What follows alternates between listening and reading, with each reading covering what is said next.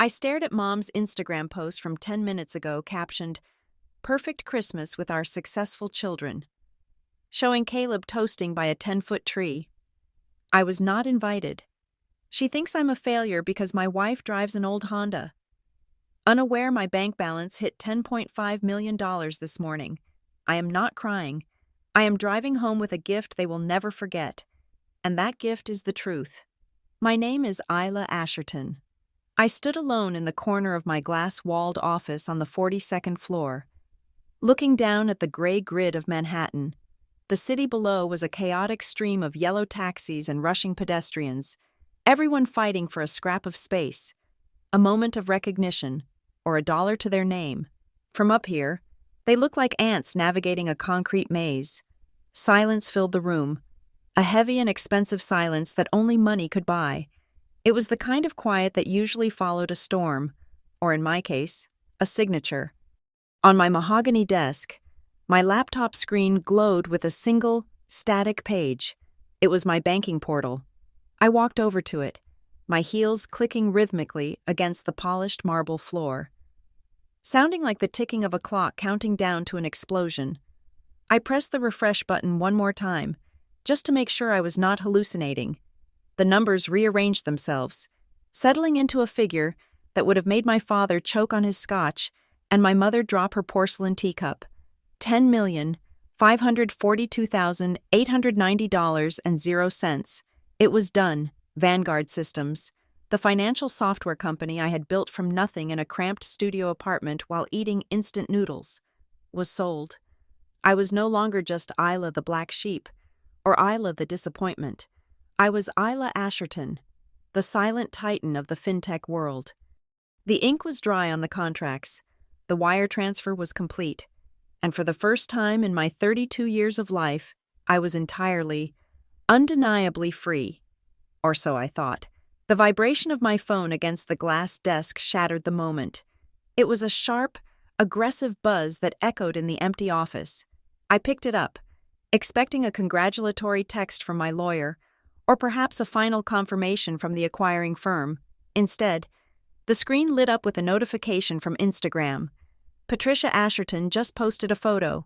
My mother.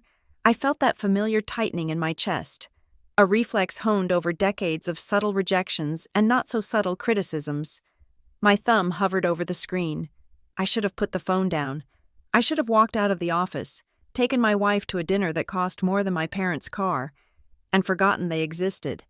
But old habits are the hardest things to kill. I tapped the notification. The image that filled my screen was a masterpiece of staged perfection. It showed the living room of my childhood home in Connecticut. The fireplace was roaring, casting a warm, golden glow over the scene. In the center stood a Christmas tree that had to be at least 10 feet tall, drowning in crystal ornaments and velvet ribbons, and there, posing with glasses of champagne raised high, were my mother and my brother, Caleb. The caption read, "A perfect Christmas begins with family. So proud of my successful children." I zoomed in on the photo. Caleb was wearing a velvet tuxedo jacket that looked expensive from a distance. He was smiling that practiced, shark-like smile that had charmed his way out of failing grades and into debt. My mother looked radiant. Her hair sprayed into an architectural wonder of blonde ambition. There was just one problem with this picture of family unity. I was not in it. I swiped to the next photo. It was the dinner table, set for 12 people. I counted the place settings, 12 names written in calligraphy on heavy cream cardstock. I zoomed in on each one, my eyes scanning for Isla or Elena. I saw names of neighbors. I saw the names of my father's golf buddies. I saw the name of a local councilman they were trying to impress. I was not invited. Elena was not invited. I lowered the phone, feeling a coldness spread through my veins that had nothing to do with the office air conditioning. This was the second year in a row. Last year, they had claimed the invitation must have gotten lost in the mail. They said it was a clerical error, a silly mistake by the post office, but Instagram does not get lost in the mail. This was not an error. This was a statement. This was an erasure. A memory clawed its way to the surface of my mind, unbidden and sharp. It was from 2 years ago. The last time I had been foolish enough to bring Elena to that house without a shield. It was Thanksgiving. Elena, my sweet, artistic Elena, had worn a vintage cardigan she had found at an estate sale. It was made of genuine alpaca wool, a beautiful soft oatmeal color with intricate embroidery. She loved that sweater. She told me it had a history, a story. I remembered the look on my mother's face when we walked through the door. It was as if someone had tracked mud onto her white carpets. She did not hug Elena. She just stared at the cardigan with a lip curled in distaste. "Is that what we are wearing to dinner?" she had asked, her voice dripping with faux concern. "I suppose when you work in, what do you call it? Fixing old junk, you get used to wearing things that other people have thrown away. It is art restoration." "Patricia," Elena had said, her voice trembling slightly but holding her ground. "And this is vintage." My mother had laughed then. A tinkling, cruel sound. "Vintage is just a polite word for used, dear. But do not worry. We can hide you at the end of the table." I shook the memory away, my knuckles turning white as I gripped the edge of my desk. They despised us because they thought we were poor. They thought Elena was a struggling artist and I was a failed computer repair tech living in a rental. They had no idea that the vintage sweater cost more than the polyester dress my mother was wearing. They had no idea that I paid the rent on my own office building. The heavy glass door to my office pushed open, and the atmosphere in the room shifted instantly. The cold, sterile air seemed to warm up. Elena walked in. She was bundled up in a thick woolen coat, her cheeks flushed pink from the biting New York wind. Her dark curly hair was a beautiful mess, dusted with a few snowflakes that were melting in the warmth of the building. In her arms, she balanced 3 large, beautifully wrapped boxes. "Hey, you," she said, her voice breathless and bright. The doorman tried to help me, but I told him I needed the workout. She set the boxes down on the leather sofa and beamed at me. She did not know. She had no idea about the Instagram post. She had no idea that the people she had spent weeks shopping for had just publicly disowned us for the holidays. "What are those?" I asked, forcing my voice to remain steady, pushing the rage down into the pit of my stomach.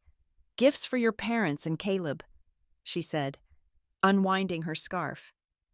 "I found that first edition book on naval history for your dad, and for your mom. I found those artisanal silk soaps from France she mentioned 3 years ago. I know she probably forgot she liked them, but I remembered.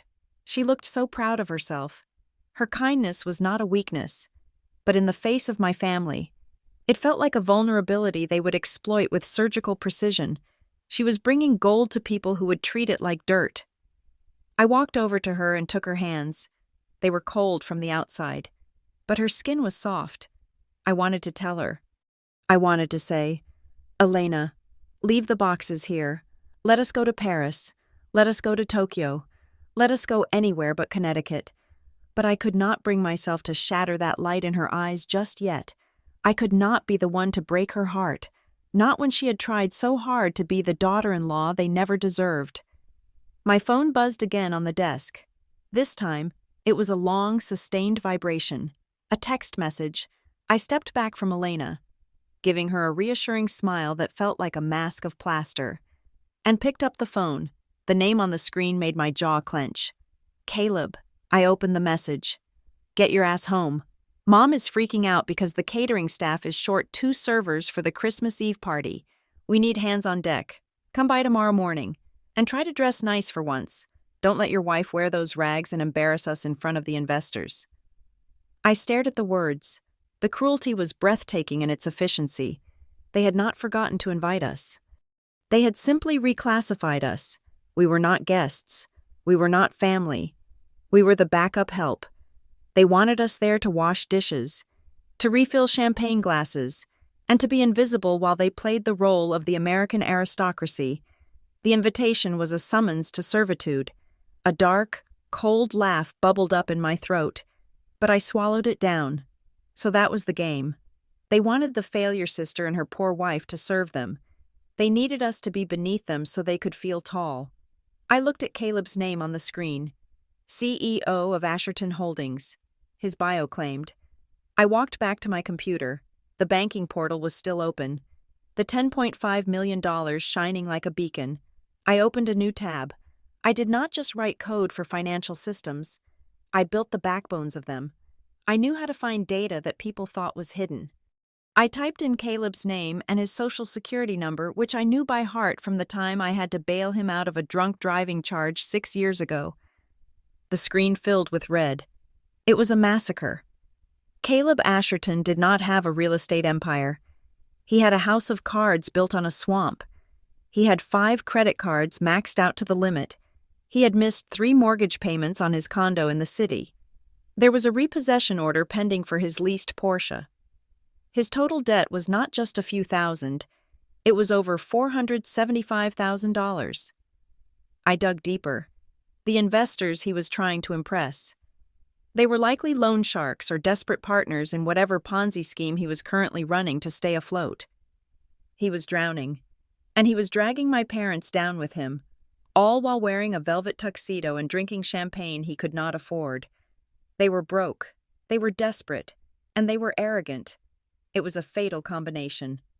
I looked at the screen, analyzing the data with the cold detachment of a surgeon looking at a tumor. They needed money, they needed a miracle, and they had just treated their only potential savior like a servant. I closed the laptop with a soft, decisive click. The sound was final.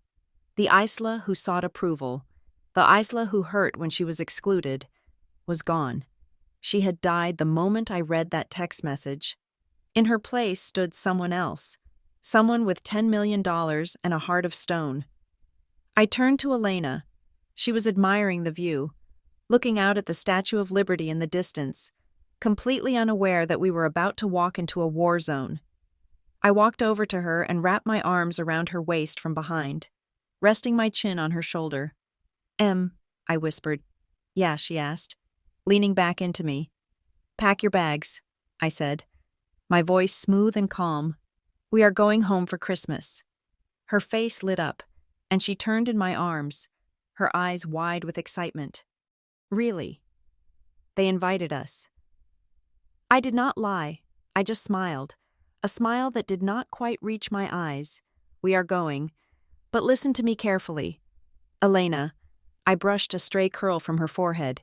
Do not pack the fancy dress you bought. Do not pack the heels. She looked confused. But why? I thought you said we should try to impress them. No, I said softly. I want you to pack the most comfortable clothes you have. Wear the vintage sweater. Wear the jeans you paint in. Wear the sneakers that have paint splatters on the toes. But Isla, your mother, my mother does not matter. I cut in, my voice firm. Not anymore. I want you to be you. I want you to be comfortable, because we are not going there to impress them. Elena, then why are we going? She asked, searching my face for an answer. I kissed her forehead, lingering there for a moment. We are going to teach them a lesson. I said, now go pack. We leave at 6 a.m. Elena looked at me for a long moment, sensing the shift in my energy, the dangerous current running beneath my calm surface. She did not ask any more questions. She simply nodded, trusting me as she always had. Okay, she said, I will be ready, as she gathered her purse and headed for the door. I turned back to the window. The sun was setting over New Jersey, casting long shadows across the Hudson River. The city was lighting up, millions of bulbs fighting against the encroaching dark. I picked up my phone and typed a reply to Caleb. We will be there. I did not promise to serve. I did not promise to dress up. I simply promised to arrive. I looked at the reflection of my face in the darkened glass of the window. My eyes looked different, harder, older. I was 32 years old, but I felt like I had lived 100 years in the last hour. They wanted a show. They wanted the poor relations to come and bow down. I would give them a show. All right. I would give them the performance of a lifetime. And when the curtain fell, they would realize that the stage they were standing on had been sold out from under them. I grabbed my coat and walked out of the office, the click of the lock echoing behind me like the closing of a vault. The game had begun, and I held all the aces. The decision to rent the car was calculated. I could have driven my own vehicle in the underground garage of my building. Beneath a heavy canvas tarp sat a sleek, charcoal gray Aston Martin that I had bought for myself as a birthday present 3 months ago. It was a machine of pure power and elegance, the kind of car that purred like a jungle cat and screamed money without ever raising its voice. Pulling up to my parents' driveway in that car would have ended the charade before it even began. It would have tipped my hand. So, instead, I stood at the rental counter of a budget agency on 34th Street, signing paperwork for a beige mid-size sedan with 40,000 miles on the odometer and a faint smell of stale pine air freshener. "Are you sure you do not want the upgrade?" the clerk asked, popping gum. "We have a convertible available." "No, thank you," I said, sliding my black card back into my wallet before she could notice the weight of it. "This one is fine." Driving out of the city, the sedan's suspension complained over every pothole, a stark reminder of the life I was supposedly living. Elena sat in the passenger seat, looking out the window as the steel skyline of New York gave way to the manicured, tree-lined highways of Connecticut. She was quiet, her hands resting on her lap, picking at a loose thread on her jeans. I gripped the steering wheel, the plastic feeling cheap and sticky under my palms. The drive to Connecticut was a journey I had made 100 times in my head, usually ending with me turning the car around and speeding back to sanity. But today, the hum of the tires against the asphalt sounded like a war drum. As we passed the exit for Greenwich, memories began to intrude. Uninvited and sharp as glass, the landscape here was deceptive. It was all stone walls and rolling lawns, projecting an image of timeless stability. But I knew better. I grew up in this world. I knew that behind the oak doors and silk drapes, there were wars being fought over credit card bills and appearances. I remembered being 7 years old, sitting in the back seat of my father's Lincoln, listening to my parents discuss Caleb's future. Caleb was 10 then. He had just managed to tie his shoes correctly after weeks of struggle, and my mother spoke of it as if he had cracked the Enigma code. "He is going to be a leader, Robert," she had said, her voice full of breathless adoration. "You can see it in the way he commands a room." Caleb did not command rooms. He just made the most noise. I, on the other hand, had taught myself to read by 4 and was solving multiplication problems for fun by 6. But I was quiet, I was observant, and in the Asherton household, silence was mistaken for vacancy. I was the spare part, the backup plan that no one bothered to maintain. Caleb was the sun, burning bright and consuming all the oxygen, while I was just a moon, expected to reflect his light and stay in my orbit. I glanced at Elena. She was staring at the passing trees, her expression anxious. She knew my family was difficult, but she did not understand the depth of their malice. She thought they were just snobs. She did not realize they were predators. "Elena," I said, breaking the silence. She turned to me, her eyes soft and brown, full of a kindness that my family would try to eat alive. "Yeah, listen to me." I kept my eyes on the road, my voice dropping an octave. "When we get there, they are going to say things. They are going to make comments about your clothes, your job, our life. They will try to make you feel small because it is the only way they know how to feel big." "I can handle it." "Isla," she said, though her voice wavered slightly, "I know they do not like me. It is not just about liking you," I said. "It is about power. But I need you to remember something, no matter what they say, no matter how much they posture. We hold the trump card." I reached over and squeezed her hand. "We are the ones in control this time. Do not let them hurt you. Let their words pass through you like wind. They are ghosts. Elena, they just do not know they are dead yet." She squeezed my hand back, a small smile touching her lips. "Okay, ghosts. I can deal with ghosts."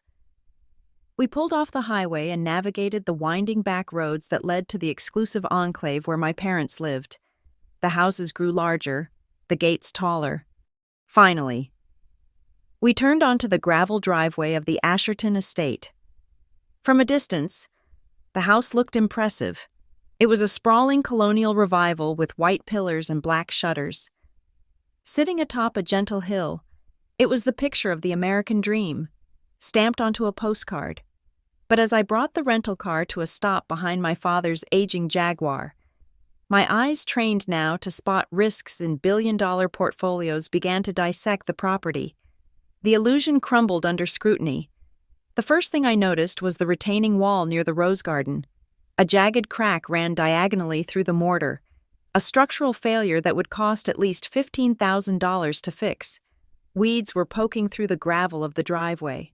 Small and green, but telling. A landscaping crew that was paid on time would never have missed them. I looked up at the roof. Several slate tiles were missing near the chimney. The white paint on the trim of the garage was peeling in long, sad strips, revealing the gray wood beneath. To a casual observer, it was just a house that needed a little love. To me, it was a screaming red flag on a balance sheet. This was a property in distress. This was the home of people who were choosing between paying the mortgage and paying for maintenance, and failing at both. "Ready?" I asked, unbuckling my seatbelt. Elena took a deep breath. "Ready." We stepped out into the biting December air. I walked around the car and took Elena's arm, pulling her close. We walked up the front steps, the wood creaking slightly under our weight. I reached out and used the heavy brass knocker. It took a long time for the door to open. I could hear muffled movement inside, the sound of frantic whispering. They were staging the scene. Finally, the door swung inward. My mother, Patricia, stood there. She was wearing a red velvet dress that I recognized from a gala she had attended 5 years ago. It had been taken in at the waist, likely to account for the weight she had lost from stress. Though she would claim it was Pilates, her makeup was thick, a layer of armor against the world. She did not smile. She did not open her arms. Her blue eyes, so like mine, but devoid of any warmth, swept over me and landed immediately on Elena. The inspection was instantaneous and brutal. She looked at Elena's boots, her jeans, and finally, the vintage alpaca cardigan. "Oh," she said, her voice light and airy, carrying the distinct chill of a drafty window. "You made it, and I see." "Oh, Elena, is that the same coat from last year?" She did not wait for an answer. She just let the question hang in the air. "A poisonous vapor. It is, actually," Elena started to say, her hand instinctively going to the buttons of the sweater. "It holds up really well. It keeps warmth." "Mom," I interrupted, my voice flat and hard. I stared directly into my mother's eyes, just like human affection, something you might want to look into. Patricia blinked, taken aback by the sharpness of my tone. For a second, her mask slipped, revealing a flash of irritation. But she quickly plastered the smile back on. "Well, come in, she said, waving a hand dismissively. "Do not let the heat out. Fuel oil prices are criminal these days." We stepped over the threshold. The smell hit me instantly. It was a heavy, cloying scent of gardenias, her signature expensive perfume. But beneath the floral top notes, there was something else, a damp, earthy smell. The scent of a basement that had flooded and never quite dried out. The scent of old curtains that hadn't been dry cleaned in a decade. The perfume was being used as an air freshener, sprayed desperately to mask the odor of decay. The hallway was dim. I noticed that 2 of the light bulbs in the crystal chandelier were burnt out. "Robert, they are here," Patricia called out, her voice echoing in the high ceiling. My father was in the living room, sitting in his favorite leather armchair. The leather was cracked along the armrests, worn down to the suede. He did not get up. He did not turn around. His eyes were glued to the massive television screen mounted above the fireplace. CNBC was on. A ticker of stock prices scrolled across the bottom of the screen in an endless loop of red and green. "Dad," I said, stepping into the room. He raised a hand in a vague wave, his eyes never leaving the screen. "Wait a second," he muttered. "The Fed is about to announce the interest rate hike. This could kill the bond market." I stood there, watching him, He was obsessed with a world he no longer understood. He was watching the financial news as if he were a player, as if his decisions still moved markets.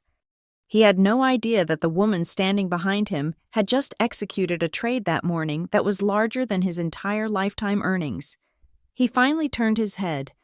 "Just an inch. You are late," he said, not looking at me, but past me.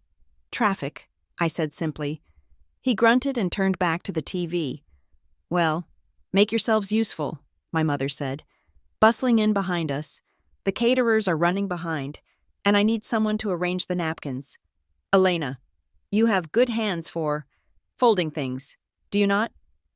Before I could snap at her, a loud voice boomed from the top of the stairs. "The prodigal sister returns." I looked up. Caleb was descending the staircase, one hand in his pocket, the other holding a tumbler of amber liquid. He was wearing a suit that shimmered slightly under the hallway lights, a navy blue Italian cut that was a little too tight across the shoulders. He looked like a model for a lifestyle brand that had gone bankrupt. He reached the bottom of the stairs and struck a pose, flashing a grin that was all teeth.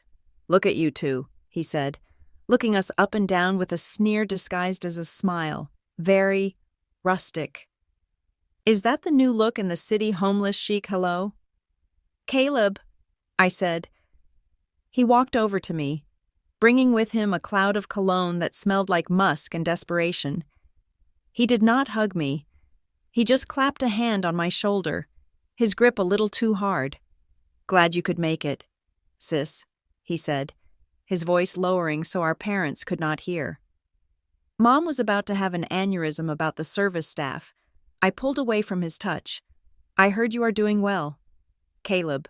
"Oh, fantastic," he said loudly, projecting his voice for the benefit of our father in the other room. "Just closed on a massive development deal in Florida. Swampland turned into luxury condos. The margins are insane. We are talking 40% returns in the first quarter." He took a sip of his drink, his eyes darting over my shoulder, looking at the wall, the floor, anywhere but my face. He was lying. I knew the tell. Whenever Caleb lied, he tapped his ring finger against his glass. Tap, tap, tap. "Florida?" I asked. "I thought the market in Florida was saturated." He waved his hand dismissively. "Not for the high-end stuff, not for the visionary projects. You would not understand. Isla, it is big league stuff. Not like, whatever it is you do, fixing laptops." "Data analysis." I corrected him, though I knew it did not matter. "Right. Data." He scoffed. "Spreadsheets? Boring." He raised his glass to take another drink, and as he did, his sleeve rode up. My eyes locked onto his wrist. He was wearing a gold Rolex Daytona with a green dial, a frantic, highly coveted watch. On the secondary market, a real one would trade for roughly $80,000. I stared at it. I had spent 6 months writing the authentication algorithm for a luxury consignment platform. I knew every curve, every font weight, every bezel dimension of a Daytona. The green on the dial was a shade too bright. The spacing between the chronograph subdials was off by maybe 2 millimeters, and the way the second hand moved it had a microscopic shudder, a lack of the fluid, sweeping grace of a genuine Swiss movement. It was a fake, a high-quality fake, likely purchased from a dealer in Canal Street for $400, but a fake nonetheless. It was the perfect metaphor for Caleb. Shiny, golden, and completely hollow on the inside. "Nice watch," I said, my voice dry. He pulled his sleeve down quickly, a flash of panic in his eyes. "Oh, yeah, just a little bonus I bought myself after the last deal. You know how it is. You have to spend money to look like money." I looked at him, really looked at him. I saw the sweat beading on his upper lip despite the cold house. I saw the way his eyes looked tired and rimmed with red. I saw a man who was running a race he had already lost, wearing a costume he had not paid for. "Yeah," I said softly. "I guess you do." I felt Elena's hand brush against my back. A silent question.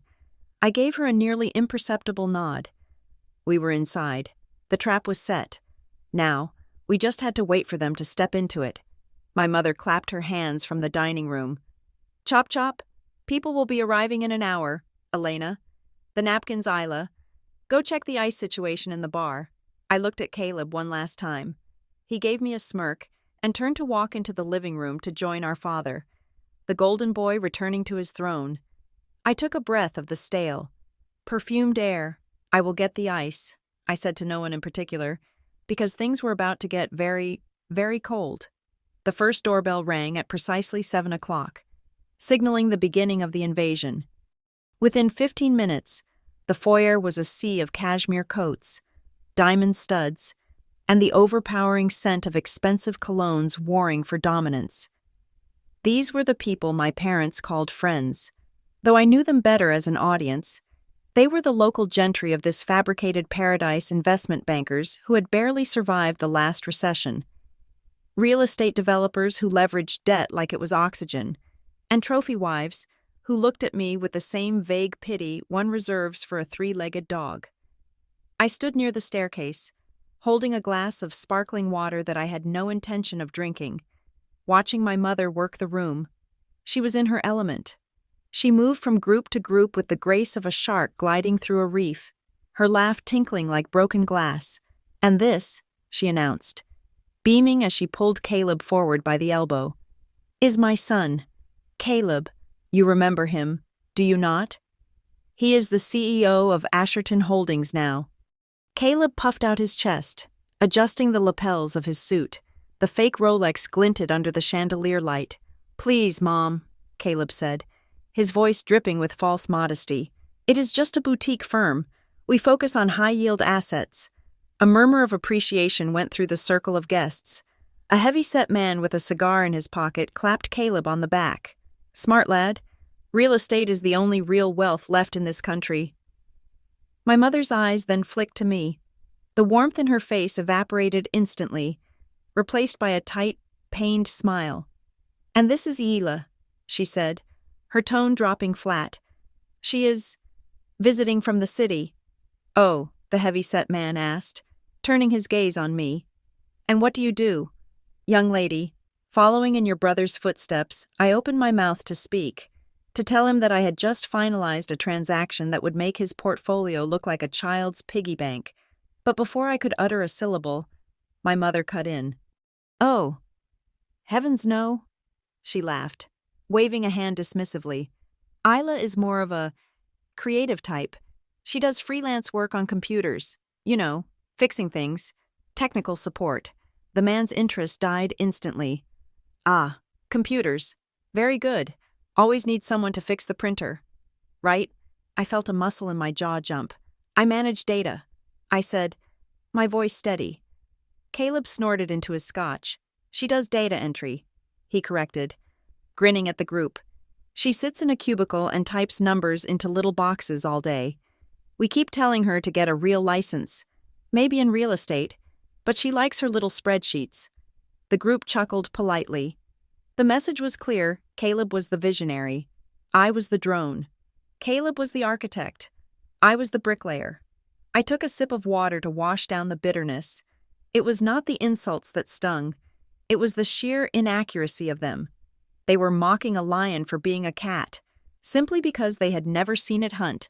Then I saw Elena. My wife was standing near the entrance to the dining room, looking uncomfortable but radiant in her vintage sweater and dark jeans. She was holding a small gift bag, waiting for a moment to speak to my father. My mother spotted her. She did not introduce her. She did not say, "This is my daughter-in-law." Instead, she snapped her fingers. "Elena, dear," my mother called out, her voice carrying across the room. Elena looked up, startled. "Yes." "Patricia." "We are running low on the crab puffs in the west parlor," my mother said, her voice loud enough for half the room to hear. "Since you are just standing there, be a dear and run down to the kitchen to fetch the fresh tray. The staff is overwhelmed, and you know how to find your way around a service entrance." Silence rippled through the nearby guests. They looked at Elena, then at my mother, and then back to their drinks. The implication was brutal and deliberate. In their eyes, Elena was not a guest. She was help. She was someone to be ordered around, someone whose purpose was to serve the people who mattered. I stepped forward, my blood boiling. I was about to cross the room and tell my mother exactly where she could shove her crab puffs, but Elena caught my eye. She shook her head slightly, a almost imperceptible movement. She gave me a small, brave smile and mouthed, "It is okay."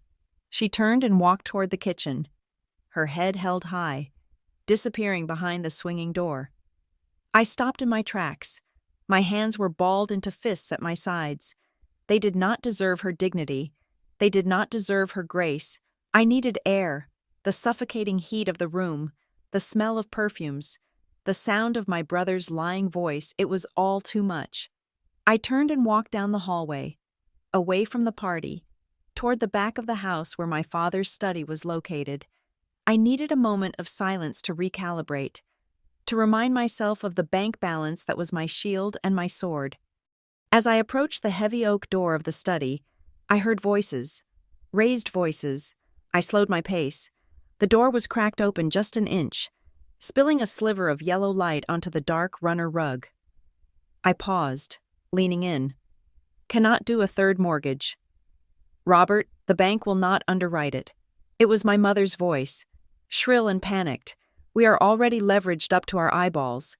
If we miss another payment, they will foreclose before Easter. Keep your voice down." Helen.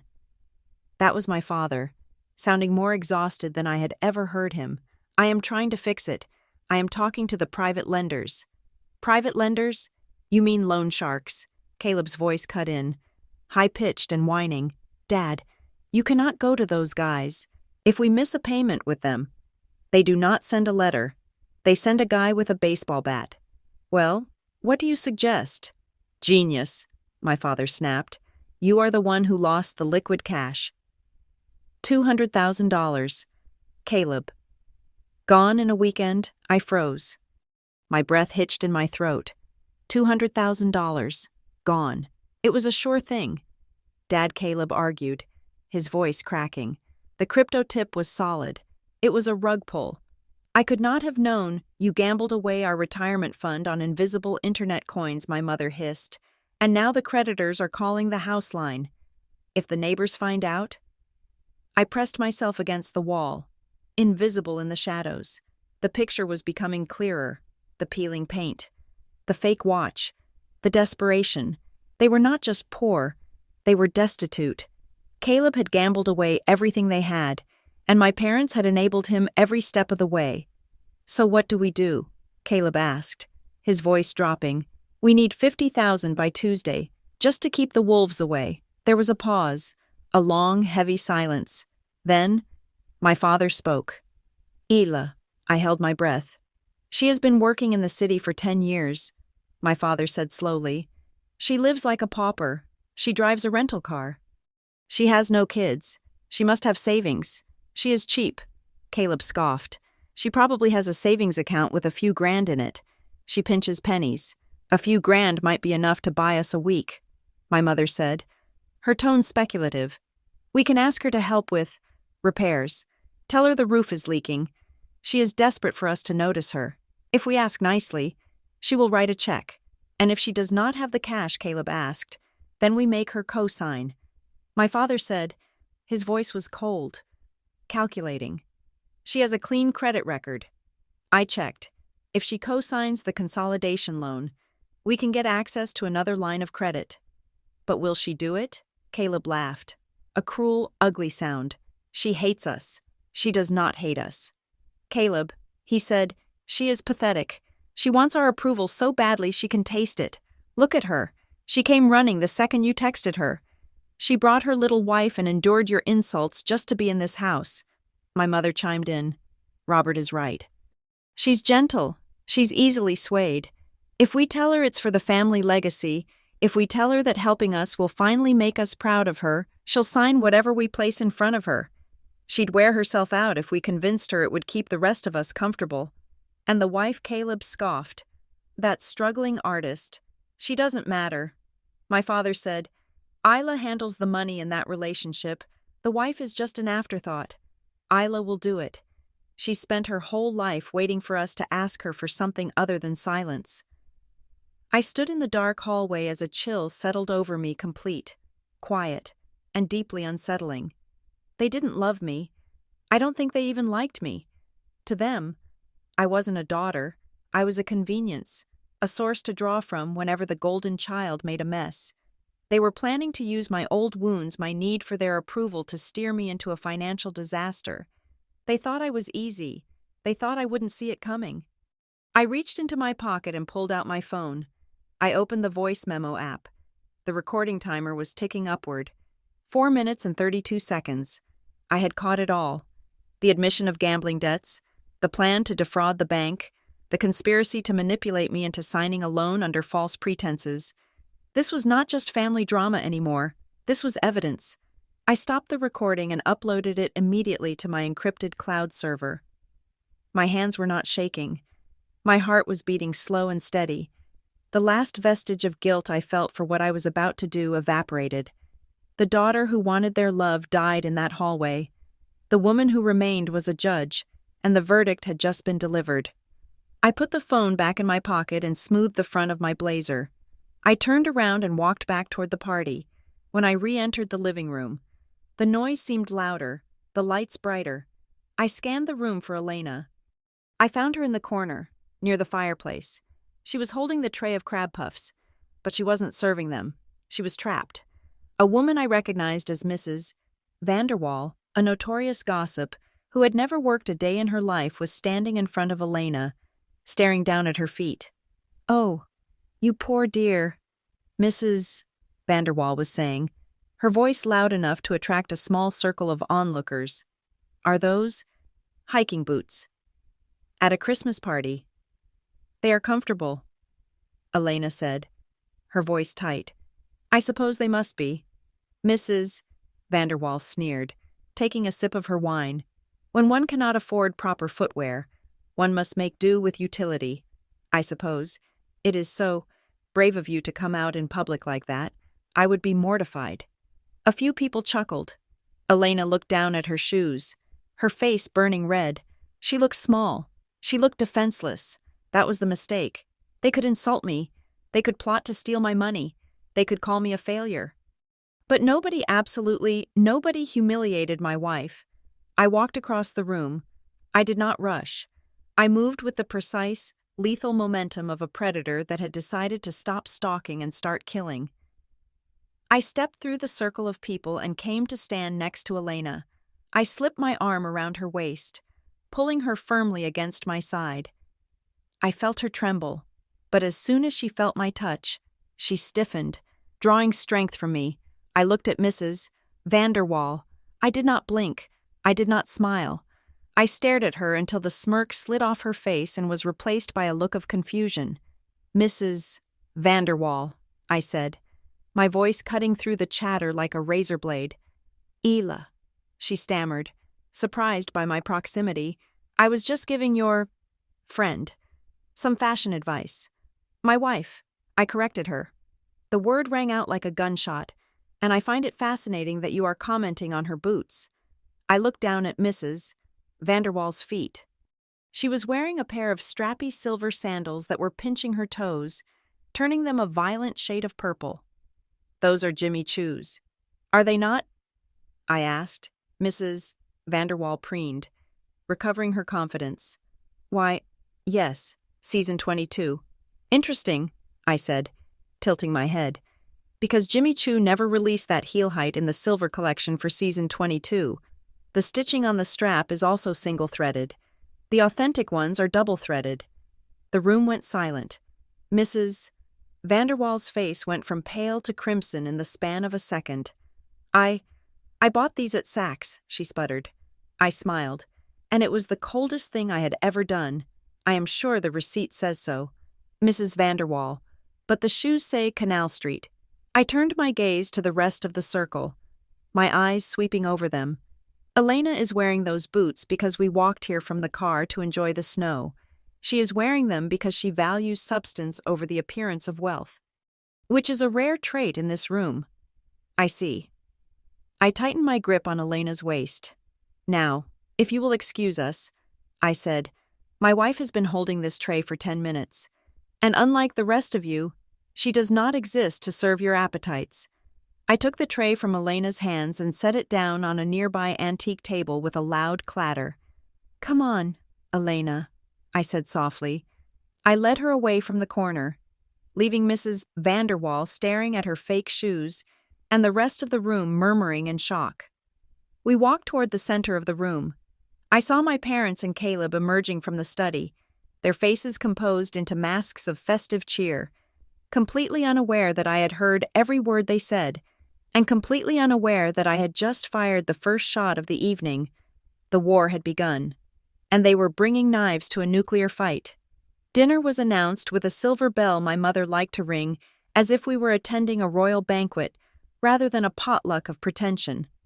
As the guests shuffled toward the dining room, drawn by the smell of roast beef and the promise of free wine, I saw my opportunity. The hallway was clear. My father had already taken his seat at the head of the table, booming a laugh at some joke made by a hedge fund manager. My mother was busy directing Elena to the far end of the table, near the swinging kitchen door, ensuring she remained as invisible as possible. I slipped away. I moved silently down the corridor, past the framed family portraits that chronicled Caleb's life like the Stations of the Cross. Caleb at graduation, Caleb winning a junior golf tournament, Caleb shaking hands with a senator. There were no pictures of me. I was a ghost in this house, and ghosts move quietly. I reached the door of my father's study. It was closed now. I turned the brass knob. Locked, of course, but I grew up in this house. I knew that the lock on this door was a simple privacy mechanism, easily defeated by a thin piece of metal. I pulled a bobby pin from my hair, straightened it, and inserted it into the keyhole. It took 3 seconds. Click. I slipped inside and closed the door behind me. Engaging the lock again, the room smelled of stale cigar smoke and old paper. The only light came from the moonlight filtering through the heavy drapes and the glowing standby light of my father's ancient desktop computer. I did not need the computer. I needed the physical trail. My father was a man of the old world. He did not trust the cloud. He trusted paper. And he kept his secrets in the bottom drawer of his mahogany desk. I walked over to it and tried the handle. Locked. This one was tougher.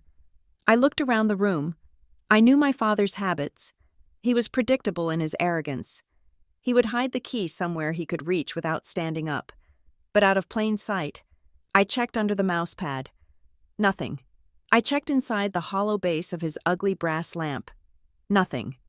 Then I checked the bookshelf behind the chair. There, tucked inside a hollowed-out copy of The Wealth of Nations, was a small silver key. I opened the drawer. It was a graveyard of financial ruin. I started flipping through the files, my phone camera ready. The first layer was standard debt credit card bills, utility warnings, but as I dug deeper, the rot became visible. I found a letter from Titan Capital Solutions. The name sounded corporate, but the letterhead was cheap, and the language was threatening. Mr. Asherton, this is the final notice regarding the outstanding principal of $55,000. Failure to remit payment by January 5th will result in the immediate liquidation of collateral assets and further action. This was not a bank. This was a predatory lender. I turned the page. Another letter. This one addressed to Caleb, but mailed here. It was from a collection agency specializing in gambling debts. The sum was staggering $120,000 owed to an offshore betting syndicate. Then I found the smoking gun. It was a folder marked Retirement Trust. I opened it and felt a chill that had nothing to do with the winter air outside. Inside were withdrawal slips from my parents' joint 401k and pension funds. They were dated over the last 6 months. The signatures at the bottom were shaky, unnatural. I pulled out a magnifying glass from my pocket, a habit from my days analyzing forgery for fintech security. I compared the signatures on the withdrawal slips to a birthday card my father had sent me 5 years ago, the only one he ever sent. The loops on the R in Robert were too wide. The slant was wrong. Caleb had forged them. He had drained their future to pay for his present. Over $300,000, vanished into the ether of his failures. But the next document made my blood freeze. It was a loan application for a jumbo high-yield credit line, the kind of predatory loan they give to people desperate enough to sign away their souls. The applicant's name was Isla Asherton. My social security number was filled in. My current address in the city was listed. My employment history was accurate, and at the bottom of the page, there was a signature. Isla Asherton. It looked frighteningly real. He had practiced. He had studied my signature from old birthday cards or school documents. The application was dated for tomorrow. They were not just going to ask me to co-sign. They were going to submit this application as me if I refused. Or maybe they were going to guilt me into co-signing it to legitimize the fraud they had already started preparing. I realized then that this dinner was not a reconciliation. It was an ambush. They lured me here to get my physical presence, maybe to get a copy of my driver's license if I left my purse unguarded, to finalize the identity theft. I took photos of everything: the forged signatures, the loan application, the threatening letters from the loan sharks. Every snap of the shutter was a nail in their coffin. My hands moved with robotic precision. I felt a cold, hard rage settling in my chest, replacing the hurt. They were not just bad parents. They were criminals, and they were trying to make me their accomplice and their victim. I put the files back exactly as I found them. I locked the drawer. I put the key back in the book. I pulled my slim laptop from my oversized tote bag I had brought in. I sat on the floor, hidden by the desk, and tethered it to my phone's hotspot. I logged into the National Credit Bureau system. I had top-tier access, a perk of owning a company that processed millions in financial data. I typed in my own social security number. Status open. I typed a command sequence. Freeze credit report. Reason suspected fraud. Alert level maximum. I set up a biometric lock. From this moment on, no one could open a credit card, take out a loan, or even buy a cell phone in my name without a retina scan or a fingerprint that matched mine. If Caleb tried to submit that application tomorrow, the system would not just reject it. It would flag it as a felony attempt and notify the FBI's Financial Crimes Division. I closed the laptop. I was safe, but I was not done. I unlocked the door and slipped back into the hallway. The sounds of laughter and clinking silverware drifted from the dining room. I walked back in, my face a mask of polite disinterest. Everyone was seated. There was an empty chair next to Elena. She looked relieved when I appeared. "Sorry," I said. Sliding into my seat, I had to take a work call. My father looked up from his roast beef, annoyed. No phones at the table. "Isla, we are civilized people here." "My apologies," I said, unfolding my napkin. "Just a small crisis with a client." I picked up my fork. I looked across the table at Caleb. He was telling a story to the man next to him, waving his fork for emphasis. So I told the developer, "If you do not put marble in the foyer, you are not selling luxury. You are selling a motel," and he folded, saved the project. The table laughed. Caleb beamed, basking in the adoration. I cut a piece of my beef. It was overcooked. "Caleb," I said, my voice cutting through the laughter. He looked at me, his smile tight. "Yeah. Sis, I was reading about the Florida real estate market recently," I said, my tone casual, conversational. "I saw that the commercial sector in Miami is down 12% this quarter due to the insurance premiums skyrocketing." Caleb blinked. He took a sip of wine. "Well, that is the general market," he said dismissively. "My projects are in the exclusive zones. They are insulated from that kind of fluctuation." "Interesting," I said, "because the actuarial tables for flood zones in the areas you mentioned, Biscayne and the Keys, have caused most major insurers to pull out entirely. Without insurance, you cannot get bank underwriting for luxury condos. So, are you self-financing?" The table went quiet. The investment banker to Caleb's right stopped chewing. "Self-financing?" the banker asked. "That is a lot of liquidity exposure, son." Caleb's face flushed a dull red. We have private backers," Caleb stammered. "Sovereign wealth funds. They do not worry about insurance premiums." "Sovereign wealth funds?" I asked, raising an eyebrow. "Which ones?" "Because I know the Saudi PIF just pulled out of Florida residential, and the Norwegian oil fund is strictly focusing on green energy right now." Caleb's hand shook slightly as he set down his glass. Look, Isla, he snapped, it is complicated. You would not understand the nuances of high-level deal structuring. Stick to your spreadsheets. I smiled. It was a pleasant, deadly smile. I am just curious, I said, because a 40% return in a market that is statistically bleeding cash defies the laws of economics. Unless, of course, it is a Ponzi scheme or money laundering. Caleb choked on his wine. He coughed violently, grabbing a napkin. My mother slammed her hand down on the table. Isla, she shrieked. That is enough. She glared at me, her eyes wide with fury.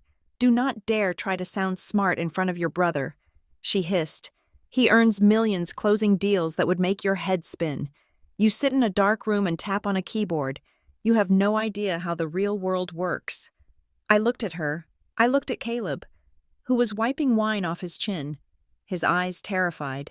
I looked at my father, who was staring at his plate, refusing to meet my gaze. I leaned back in my chair. You are right. Mother, I said softly. I am just a computer girl. What do I know about money? I took a sip of my water. But numbers, I added, looking directly at Caleb. Numbers are funny things. They never lie, even when people do. The silence that followed was thick enough to choke on. Elena reached under the table and squeezed my knee. I squeezed back. Enjoy your dinner, everyone, I said cheerfully. I watched Caleb trying to cut his meat with a trembling hand.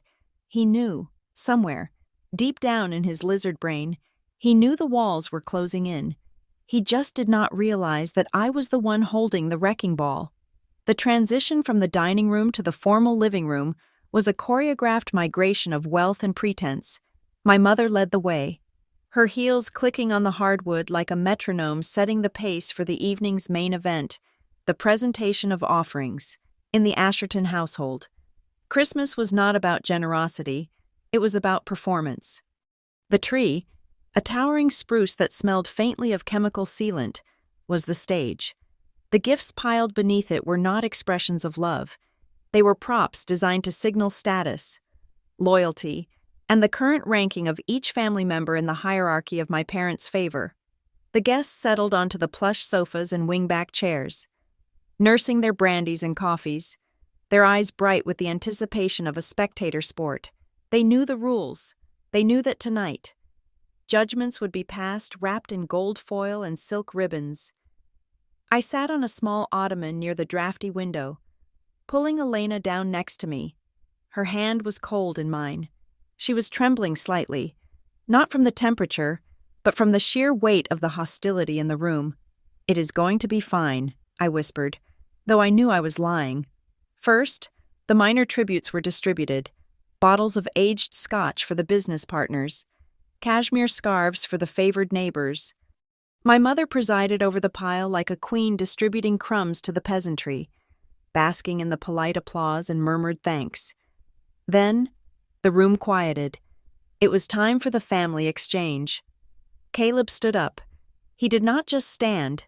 He rose. He buttoned his jacket, cleared his throat, and commanded the center of the room.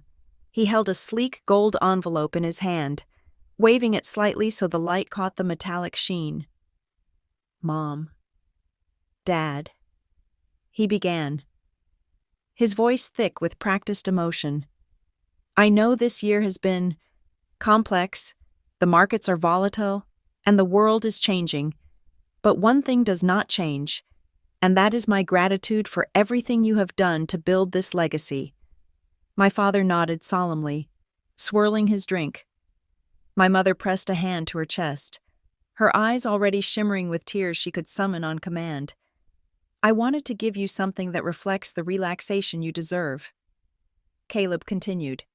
Something that speaks to the class and dignity of the Asherton name. He handed the envelope to my mother. She opened it with trembling hands, pulling out a heavy cardstock document embossed with gold foil. Oh, Caleb, she gasped, reading the text. What is it? Patricia, a neighbor, asked. My mother looked up, her face glowing with triumph. It is the Grand European Tour first-class flights to Paris, a private river cruise down the Danube, and a week in a villa in Tuscany. The room erupted in applause. My father stood up and pulled Caleb into a manly embrace, slapping his back. "Now that is a gift, son," my father boomed. "That is a gift befitting this family." My mother wiped a tear from her cheek. "You spoil us, Caleb. You truly do." I sat there, staring at the brochure in my mother's hand. From where I sat, I could see the fine print on the back of the card. I recognized the logo. It was a luxury travel agency's proposed itinerary. It was not a booking confirmation. It was a quote. A quote that required a 50% deposit within 48 hours to become valid. Caleb had given them a piece of paper that listed a dream vacation he had not paid for and, given the state of his bank account, could never afford. He had gifted them a brochure and a promise that would bounce like a rubber check. But the crowd did not know that. They saw a dutiful son showering his parents with luxury. They saw success. Caleb looked over at me, his eyes gleaming with malicious challenge. "Beat that." His expression said. I felt Elena shift beside me. It was our turn. She reached down and picked up the large, flat package we had brought. It was wrapped in simple brown butcher paper, tied with a piece of twine and a sprig of dried lavender. It looked rustic and humble next to the metallic glitz of the other gifts. "Go on," I said softly. "Give it to them." Elena stood up. Her legs were shaky. She walked toward my parents, hugging the package to her chest for a moment before extending it. "Patricia, Robert," she said, her voice quiet but clear. We wanted to give you something personal this year. I know how much you love the view of the coastline from the old lighthouse where you got engaged. I spent the last few months working on this. I hope you like it." My mother took the package. She did not smile. She held it by the very edge, as if the brown paper might stain her manicure. "How quaint," she said.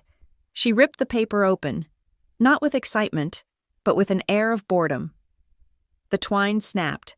The paper fell away. Revealed was a 24 by 36-inch oil painting. I caught my breath. I had seen sketches of it, but I had never seen the finished piece. It was magnificent. Elena had captured the stormy gray of the Connecticut Atlantic in winter. The way the light hit the jagged rocks and the solitary, weathering endurance of the old lighthouse. The texture was rich, the colors layered with a depth that made the water look like it was moving. It was not just a painting. It was a memory preserved in oil. It was a masterpiece that would have sold in a Soho gallery for $15,000. Easily. The room went silent. For a second, I thought they were stunned by the beauty of it. Then, my mother laughed. It was a short, sharp sound, a bark of amusement. "Oh, Elena," she said, tilting her head. "It is sweet." She turned the painting so the guests could see it, but she held it carelessly, her thumb smudging the edge of the frame. "I suppose this is what you do all day?" she asked. "It looks just like those prints they sell at the tourist shop in town. You know, the ones for $15? My stomach dropped.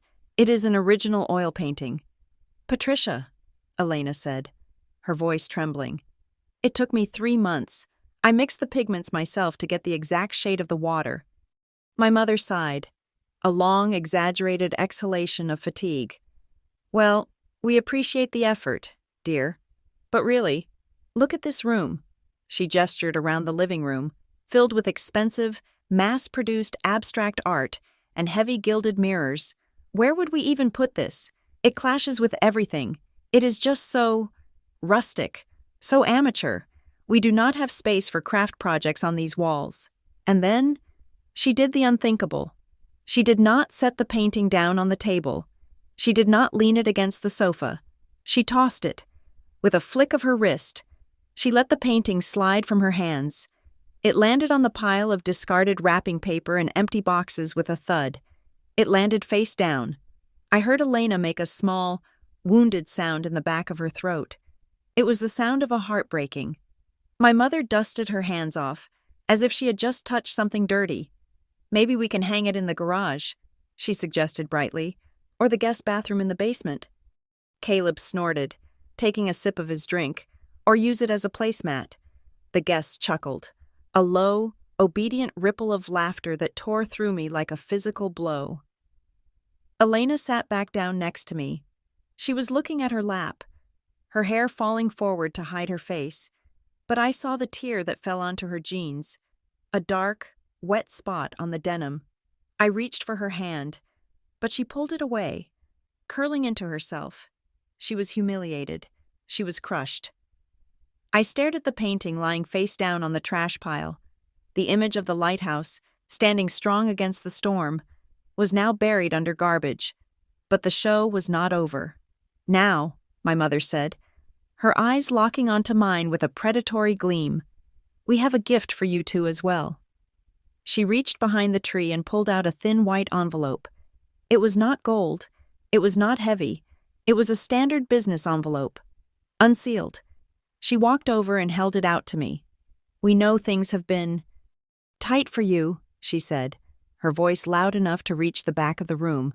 We know the city is expensive, and with Elena's hobby not bringing in any real income, we wanted to help in a practical way. I took the envelope. I did not open it. I just looked at her. Go on. Open it, Caleb urged, grinning. It is a lifesaver. Trust me.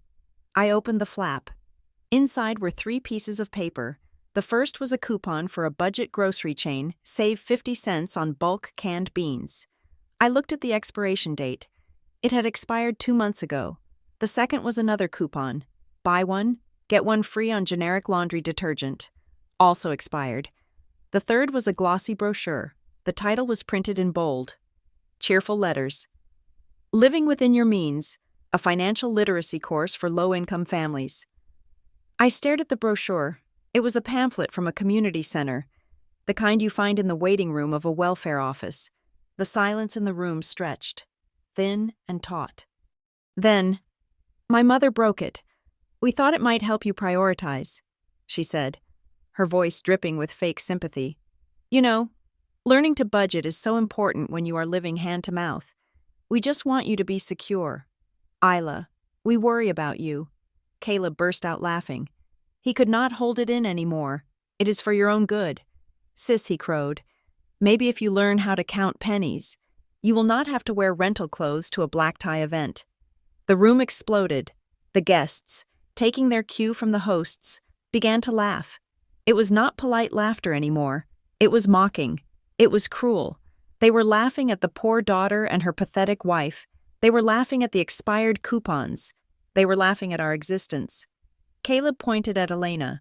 And maybe you should read the section on getting a real job. It is on page 4. Might help you contribute something other than finger paintings to society.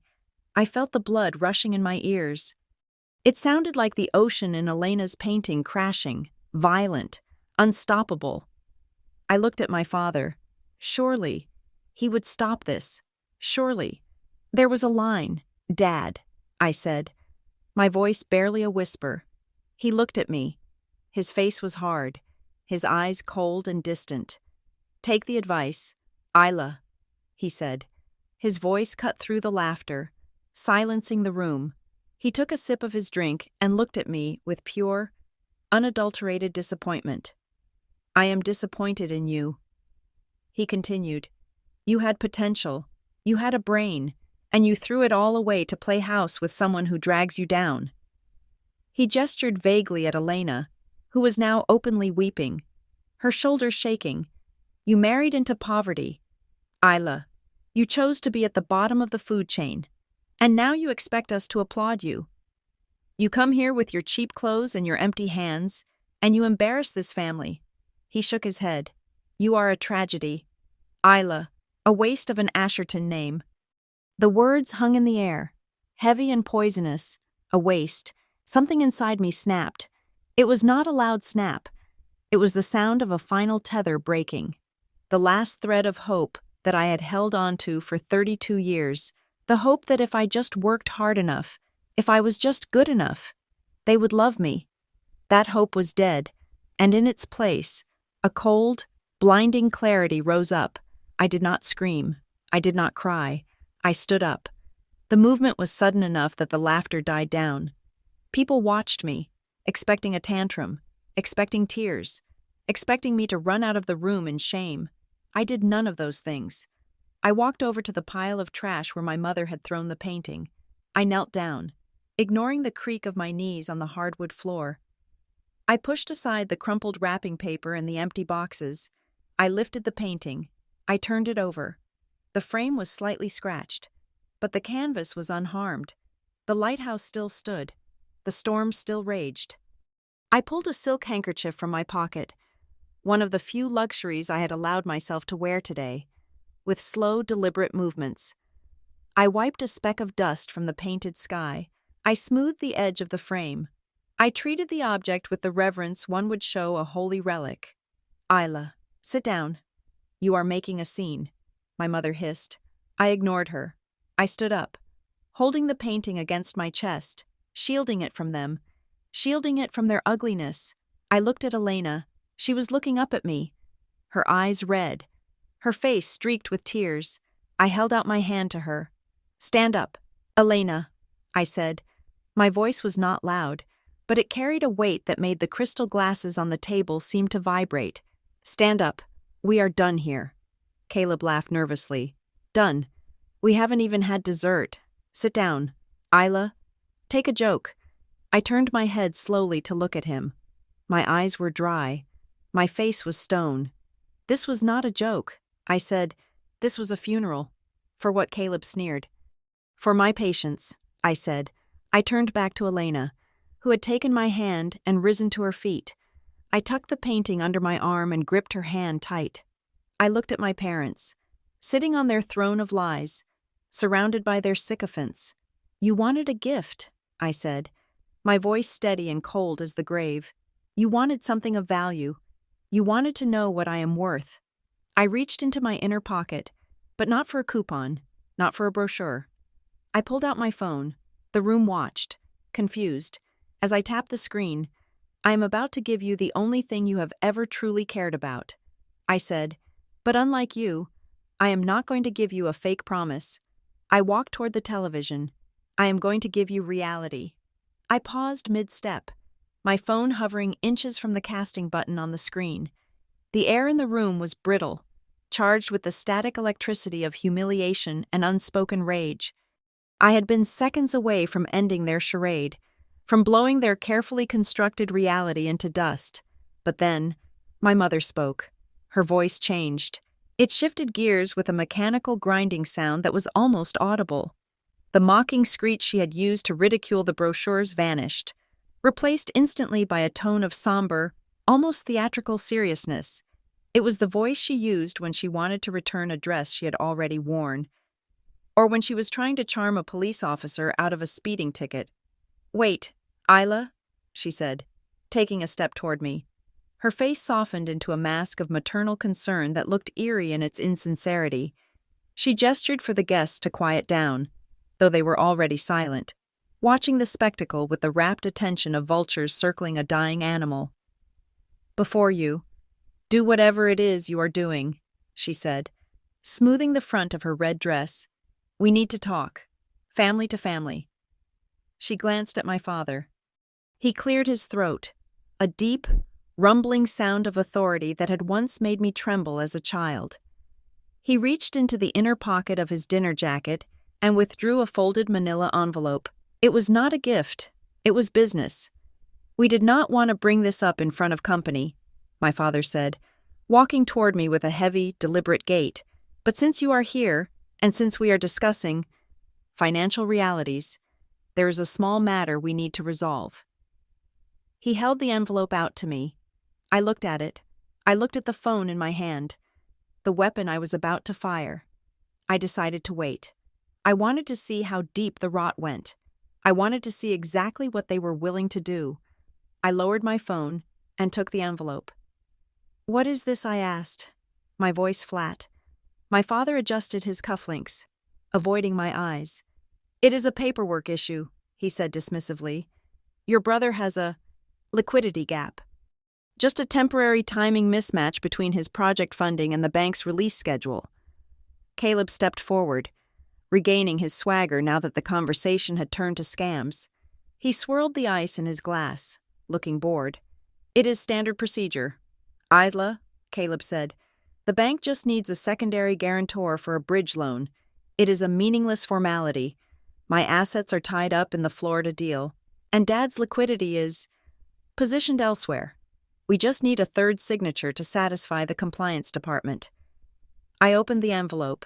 Inside was a loan agreement from a lender I recognized immediately. It was not a bank. It was a private equity firm that specialized in distressed assets and subprime lending. The kind of place that charged 15% interest and took your kidneys as collateral. I began to read. My eyes scanned the legal jargon with the speed and precision of a machine. Guarantor agreement. Principal amount $500,000. Term 12 months. Interest rate 18.5%. Compounding monthly. Collateral personal assets of the guarantor, including but not limited to future wages, real estate holdings, and liquid savings. I felt a cold knot tighten in my stomach. This was not a small loan. This was a death sentence. And then I saw the clause on page 3. The guarantor acknowledges that the primary borrower, Caleb Asherton, has provided proof of income meeting the minimum threshold of $200,000 per annum. I looked up at Caleb. He was watching me, a bead of sweat trickling down his temple despite his nonchalant pose. He did not make $200,000. He made $0. He was unemployed, unemployable, and drowning in debt. If I signed this, I was not just guaranteeing a loan, I was validating a lie. I was becoming an accomplice to bank fraud. I looked at my father. "This is for $500,000, I said, pronouncing every syllable clearly. My father waved his hand. "It is just a number. Isla, it is a ceiling. We will probably only need $50,000, and Caleb will pay it back within the month." I flipped to the signature page. My name was already printed there. Isla Asherton. I looked at my mother. She was watching me with eyes that were hard and calculating, like a hawk assessing a field mouse. "Let me get this straight," I said, my voice rising slightly. "You spent the last hour mocking me. You told your friends I'm a failure. You gave me expired coupons for beans because you think I am destitute. You threw my wife's painting in the trash because you think we are worthless." I held up the document. "And now? You want me to sign a guarantee for $500,000? My mother let out a sharp, impatient breath. "Oh, stop being so dramatic," she snapped. "We are not asking for your money. We know you do not have any." "Then why me?" I asked. "Why ask the daughter you think is poor to co-sign a loan for the rich son?" "Because you have a clean file," she blurted out, the truth slipping through her frustration. She took a step closer, lowering her voice to a harsh whisper. "Caleb had a clerical error on his credit report. It is being fixed, but it takes time, and your father and I are extended. You are the only one with a blank slate. A blank slate." That was what I was to them, not a person, a resource to be exploited. "But Mom," I said, feigning confusion, leaning into their trap, "if I am as poor as you say, if I work a dead-end job and need lessons on how to save pennies, how will this signature help? The bank will check my income. They will see I cannot afford a $500,000 default." My mother rolled her eyes. She looked at me with a mixture of pity and scorn, as if explaining gravity to a toddler. "Isla, really?" she scoffed. "You are so naive. The banks do not check these things. Not for a secondary guarantor. They just need a warm body with a social security number that is not flagged." She jabbed a manicured finger at the paper. "You just sign it. We submit it. Caleb gets the money, closes his deal, and pays it off. You never hear about it again. It is a signature. Isla, ink on paper. It costs you nothing." I stared at her. The audacity was breathtaking. They were asking me to commit a felony. They were asking me to lie about my financial status, or rather, they were relying on the bank's negligence to push through a fraudulent loan using my clean credit history as a mule. "And if Caleb defaults?" I asked. Caleb scoffed, stepping in. "I am not going to default. You moron. I am a businessman. But if you do." I pressed. "If you do not pay, the bank comes for me. They come for my wages. They come for my assets." My father laughed, a dry, humorless sound. "Your assets," he mocked. What are they going to take? Isla, your Honda, your rental deposit. He shook his head, looking at me with disdain. You have nothing to lose. Isla, that is why you are perfect for this. If the worst happens, which it will not, you just declare bankruptcy. It ruins your credit for a few years. So what? You are not buying a house in the Hamptons anytime soon. You are a nobody. I felt the blood drain from my face. They were willing to burn me. They were willing to torch my financial future, to saddle me with a bankruptcy that would haunt me for 7 years, just to keep Caleb's house of cards standing for another month. They saw me as disposable. I looked at the document again. The paper felt heavy in my hand, heavy with their sins. I felt a hand on my arm. Isla. It was Elena. She had stepped forward, ignoring the glare of my mother. She looked at the document, then up at my face. Her eyes were wide with fear, but her voice was firm. Do not sign that, she whispered. She gripped my arm tighter. We are leaving. Now. Put it down. Isla. Let's just go. My mother turned on her, her face twisting into a snarl. You stay out of this, she hissed. This is family business. It is fraud, Elena said, her voice rising. You are trying to use her. Shut your mouth, Caleb roared. The sound echoed through the room, silencing the murmurs of the guests. Caleb took a step toward Elena, his face flushed with rage and alcohol. You are a freeloader, he screamed, pointing a shaking finger at my wife. You come into my house, you eat my food, and you think you have a say. You are nothing. You are a parasite attached to my sister. Dragging her down, he turned to me, his eyes wild. And you, he shouted, you are going to sign that paper. You owe us. We raised you. We fed you. You ungrateful little brat. Sign the damn paper. He reached out and grabbed the front of my blazer. Trying to intimidate me physically, that was the moment. The last wall of restraint crumbled. I did not flinch. I did not pull away. I looked at his hand on my jacket, the cheap, rented suit of a man who was hollow inside.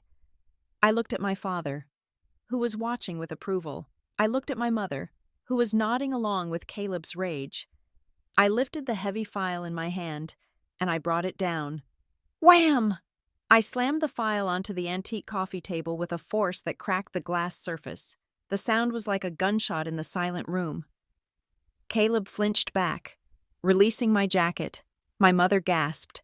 I stood there, breathing hard, my eyes burning with a fire that had been smoldering for 20 years. Enough, I said. The word was not a shout. It was a command. It was a verdict. I looked at them, really looked at them, and for the first time, I did not see giants. I did not see success. I saw small, scared, vicious children playing dress-up in a burning house. I picked up the file again, ripped it in half, and threw the pieces onto the floor. You want a signature, I asked, my voice trembling with suppressed power. You want to know what I can afford? I turned and walked back to the television. I did not ask for permission this time. I did not hesitate. I tapped the screen of my phone. The 85-inch screen on the wall flickered. The image of the fake fireplace vanished. In its place, a loading wheel spun for a second, and then, my reality filled the room. The pixelated flames of the digital fireplace flickered and died, replaced by a stark, glowing loading symbol that spun in the center of the 85-inch screen. The room was plunged into a confused twilight, the only illumination coming from the backlit display and the fairy lights on the tree. I stood by the television, my phone in my hand acting as the remote control for their destruction. You said my wife is poor. I said, my voice cutting through the silence like a scalpel. You said I am a failure. You said I am a tragedy who needs to learn the value of $1. I looked at my mother, who was clutching her pearl necklace as if it were a rosary. I looked at my father, whose face was still mottled with the red flush of indignation. I swiped my thumb across my phone screen. Well, look closely, I commanded. Because school is in session. On the massive screen behind me, the logo of the Centurion Private Bank appeared. It was a black lion on a gold shield, the kind of logo that 99% of the population never sees, because you need a minimum of $5 million in liquid assets just to open the web page. A gasp went through the room. The investment banker sitting near the window recognized it immediately. He sat up straighter, his eyes narrowing. I typed in my biometric passkey. The screen flashed white, then settled on the dashboard of my primary savings account. The numbers were large. They were bold. They were undeniable. 10,542,890.00. I read the number aloud, enunciating every syllable. 10 million. The silence that followed was not the silence of a pause. It was the silence of a vacuum, as if all the oxygen had been sucked out of the room instantly. Caleb, who had been standing with his glass of red wine halfway to his mouth, froze. His brain seemed to short-circuit. His hand went limp. Crash. The crystal goblet hit the white wool carpet. The sound was incredibly loud, shattering the stillness. Red wine exploded outward, soaking into the pristine fabric like a fresh arterial wound. Nobody moved to clean it up. Nobody even looked at it. Every pair of eyes in the room was glued to the television screen. My father's mouth opened, but no sound came out. He looked like a fish pulled onto a dock, gasping for air. His eyes darted from the screen to me, then back to the screen, trying to reconcile the daughter he had just called a loser with the 8-figure number glowing above her head. Is that, my mother stammered, her voice barely a squeak. Is that a demo account? Is that a game? I laughed. It was a cold, sharp sound. I tapped my phone again. I opened the transaction history. Deposit, wire transfer, Vanguard Systems acquisition, $10 million. Date, today, status cleared. It is cash. Mother, I said, liquid, available, tax paid. I walked toward them. I did not shrink anymore. I felt 10 feet tall. You wanted me to sign a loan for $500,000, I asked, gesturing to the screen. I could buy that loan 20 times over and still have enough left to buy this house and burn it to the ground just for the insurance money. I swiped the screen again, moving to the investment portfolio tab. The screen changed. A pie chart appeared, broken down into slices of wealth that most people only read about in magazines. You think I live in a rental? I asked. Pointing to the section labeled Real Estate Holdings, I tapped it. An image of a deed appeared. Penthouse A, the Obsidian Tower, Manhattan. Purchase price, $4.2 million, paid in full. I looked at Caleb. He was shaking. His face had gone from red to a sickly shade of gray. He looked at the deed on the screen, then down at his fake Rolex, then back at me. He looked small. He looked ruined. I bought it cash. Caleb, I said softly, no mortgage, no bridge loans, no sovereign wealth funds from imaginary countries, just hard work and intelligence. I swiped again. And you think Elena is a burden? You think she is a charity case? The screen changed to a document with a government seal. The Elena Asherton Foundation for Arts and Conservation. Endowment Fund. $2 million. Director Elena Asherton. I walked over to Elena, who was still standing, tears drying on her cheeks. I put a hand on her shoulder. My wife is not a freelance painter, I said, my voice ringing with pride. She is the director of one of the most aggressive art restoration funds in the city. I funded it. Yes, but she runs it. I pointed to the trash pile where the painting still lay, face down. And that painting you threw away? I tapped the screen again. A browser window opened to an art auction site. A painting with a similar style to the lighthouse was listed. Artist Elena Asherton. Sold $15,000. $15,000. Mother, I said, you just threw $15,000 into the garbage because you lack the taste to recognize value when it does not come with a designer logo. My mother looked at the trash pile. Her hand reached out involuntarily, twitching, as if she wanted to dive into the wrapping paper and retrieve the painting. The greed was instantaneous. The disgust she had shown 5 minutes ago was gone, replaced by a hungry, desperate calculation. 15,000, she whispered. I turned off the projection of the art and went back to the main banking screen. The $10 million shone down on us like a judging god. My father finally found his voice. He stood up, his legs shaking. He stumbled slightly, catching himself on the arm of the sofa. "Isla," he croaked. His voice was unrecognizable. It was soft, wheedling, terrified. "Isla, honey." How I repeated. I pulled up a web page. It was the home page of Forbes. There, on the sidebar, was a thumbnail of my face. The headline read, "The Silent Architect: How Isla Asherton Built Vanguard Systems in the Shadows and Sold for 9 figures. I founded a company." "Dad," I said, "Vanguard Systems. We build the back-end algorithms that banks use to detect fraud." I looked at Caleb.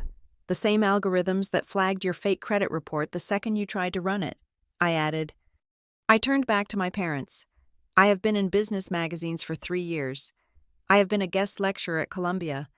I was on a 30 under 30 list that you missed because you were too busy reading gossip columns about celebrities you will never meet." I took a step closer to them. "You did not know because you never asked. You never looked. You were so busy looking down on me that you never looked at me." The room was absolutely silent. The guests were staring at me with a mixture of awe and terror. I was no longer the poor relation. I was the most powerful person in the zip code. My mother stood up. Her eyes were locked on the $10 million figure. I could see the gears turning in her head. I could see her rewriting history in real time. "Isla," she cried out, tears springing to her eyes, happy tears this time, terrified tears. "My brilliant girl." She took a step toward me, her arms opening. "I knew it," she sobbed. "I always told your father. Isla is the smart one. I always said you were destined for greatness." Oh my God, $10 million. "Isla, we are so proud of you." She rushed toward me, ignoring the wine stain, ignoring the guests, ignoring the insults she had hurled just minutes ago. "Isla, darling." This changes everything, she gushed, reaching for my hands. We can fix the house. We can pay off Caleb's little debts.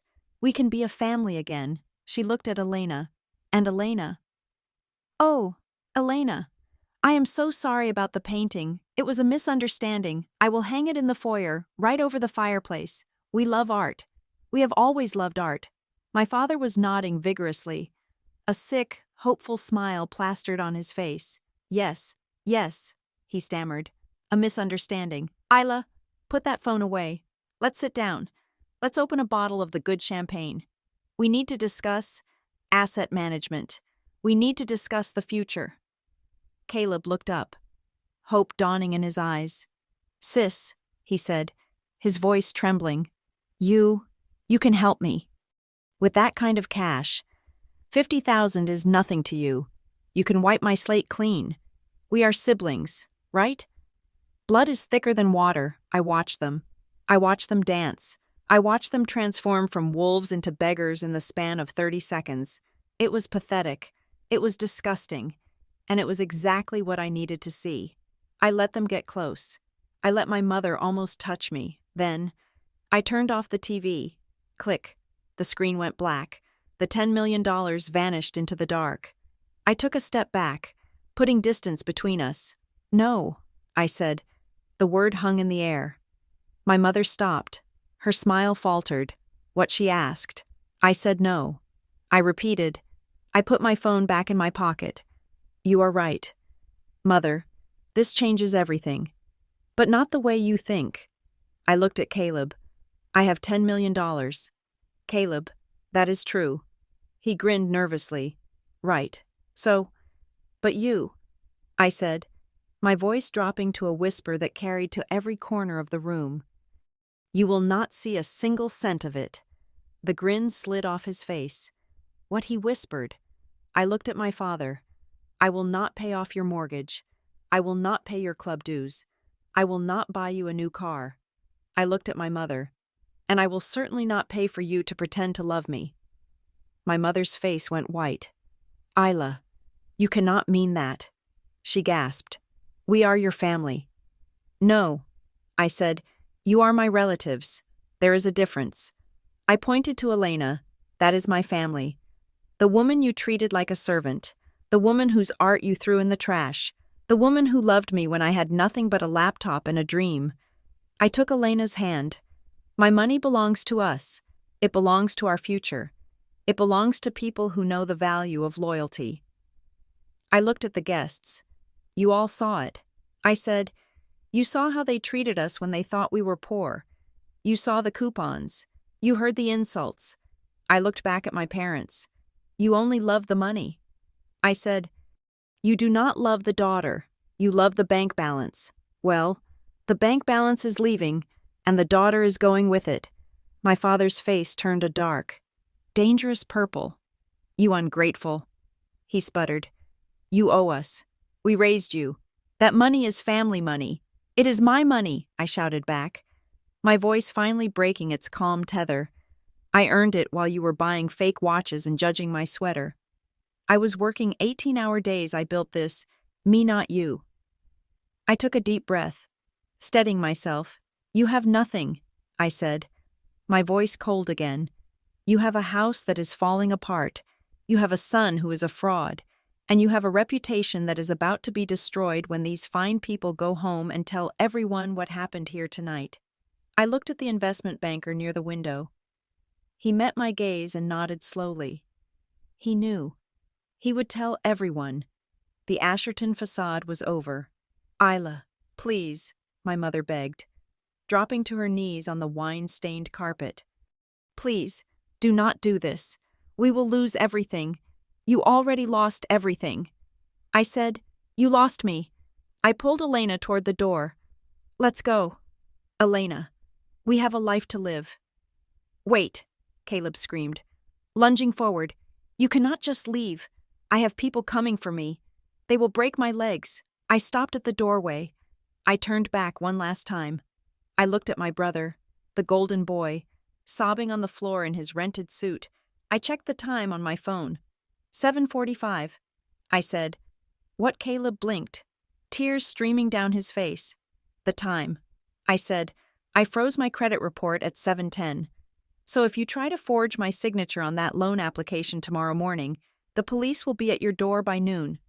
I smiled. Merry Christmas, Caleb. And with that, I walked out of the living room, leaving the $10 million in my pocket and the wreckage of their expectations burning behind me. The scream from my brother was a raw, animalistic sound, stripped of all its usual pretension. It was the sound of a cornered rat that realizes the trap has already snapped shut.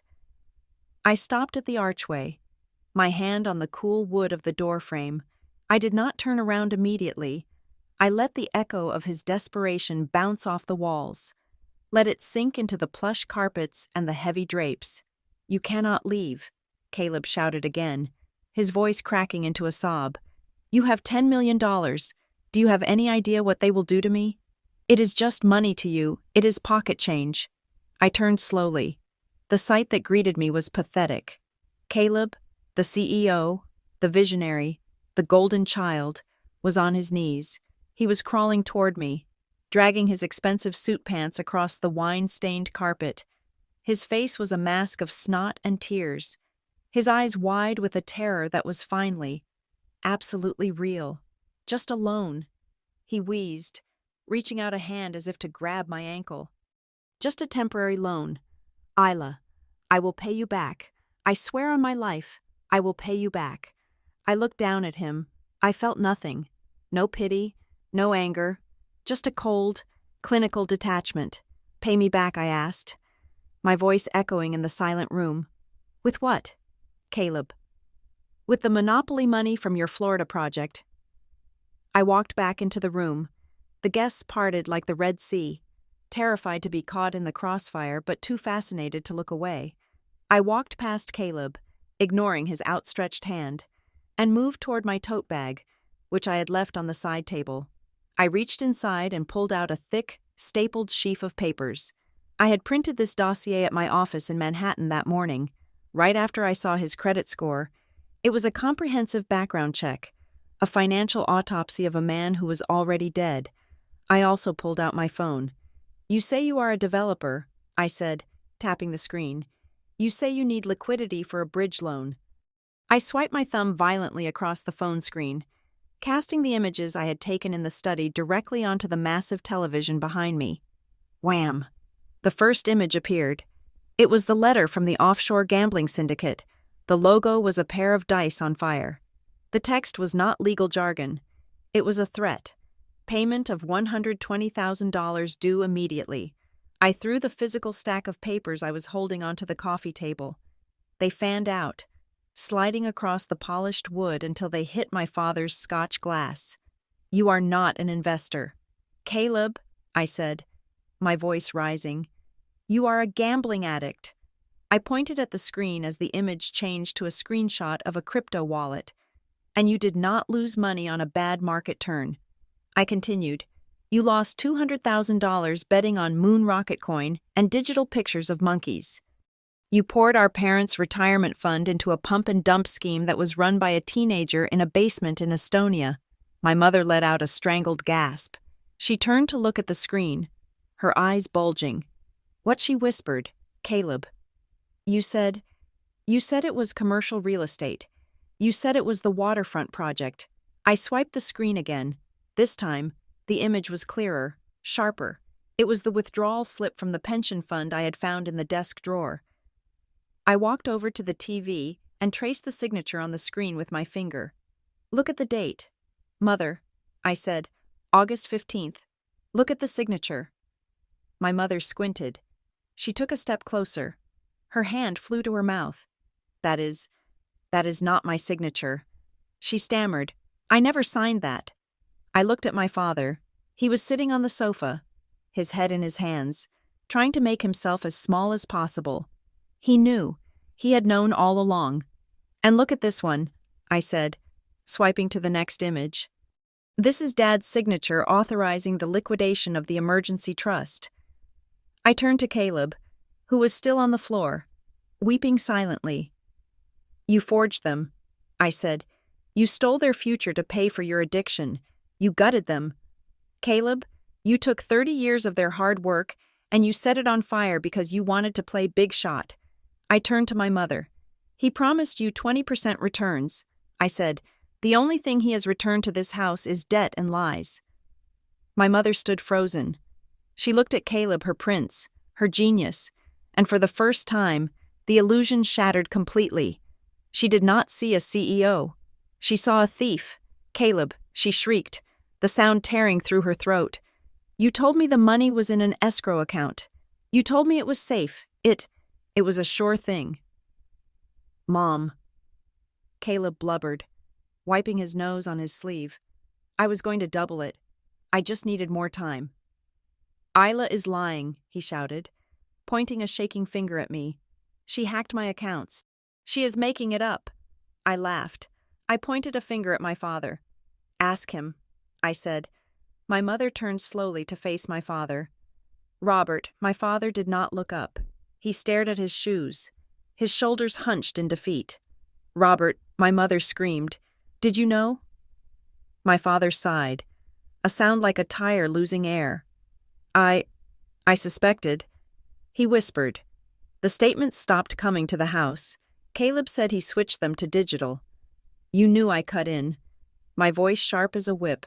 You knew he was drowning. You knew he had stolen the money. I took a step toward my father. And that is why you tried to trap me. I said, you knew the ship was sinking, so you decided to throw me overboard to keep it afloat for 5 more minutes. You were going to let me sign that loan, knowing full well Caleb could never pay it back. You were going to let the bank come after me, ruin my credit, seize my assets, just to cover up his crimes. My father finally looked up. His eyes were watery and red. We had no choice. Isla, he pleaded, his voice cracking. He is your brother. We had to protect him. Protect him, I asked, incredulous. By destroying me, I shook my head, disgusted. You are not a patriarch, Dad. You are an accomplice. I turned back to the room, addressing everyone. I have already sent these images to my lawyer, I announced. Caleb's head snapped up. Lawyer, yes, I said calmly. If my name, my social security number, or my signature appears on any document loan, credit card, or gym membership, my lawyer has instructions to file immediate fraud charges with the district attorney. I looked down at Caleb. That means prison. Caleb, not a lawsuit, not a fine, prison, for identity theft, wire fraud, and elder abuse. Caleb collapsed. The last bit of fight left his body.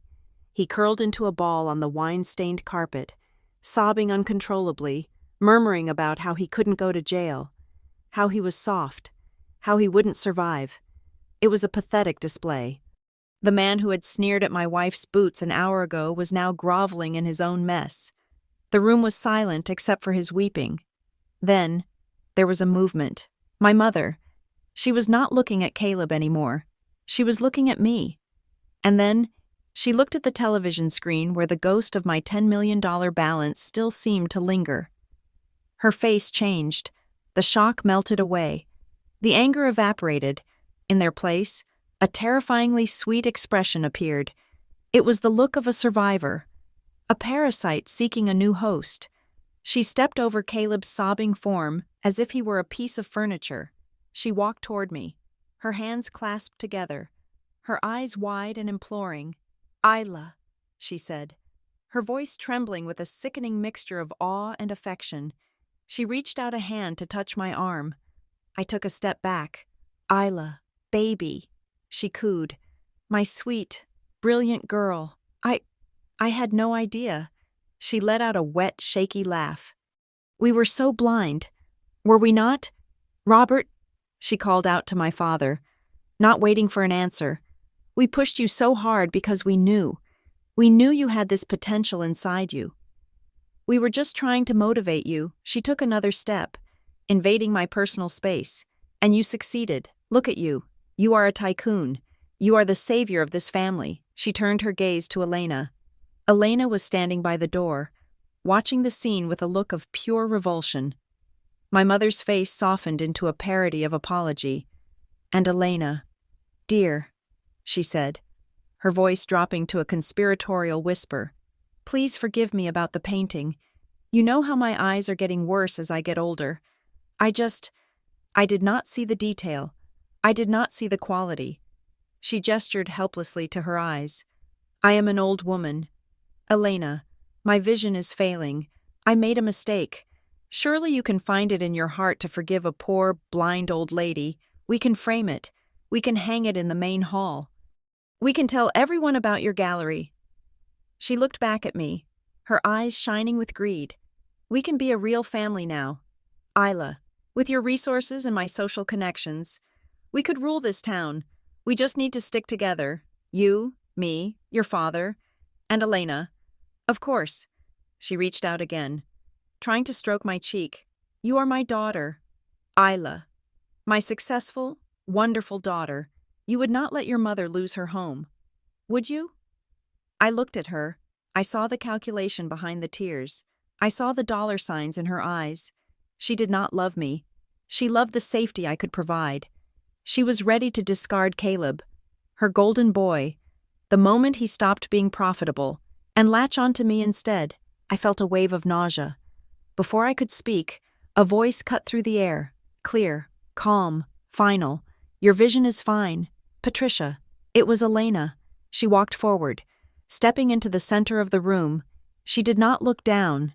She did not look shy. She looked like a queen. My mother blinked. "Excuse me?" Elena stopped right in front of her. She looked at the woman who had mocked her clothes, her job, and her art for years.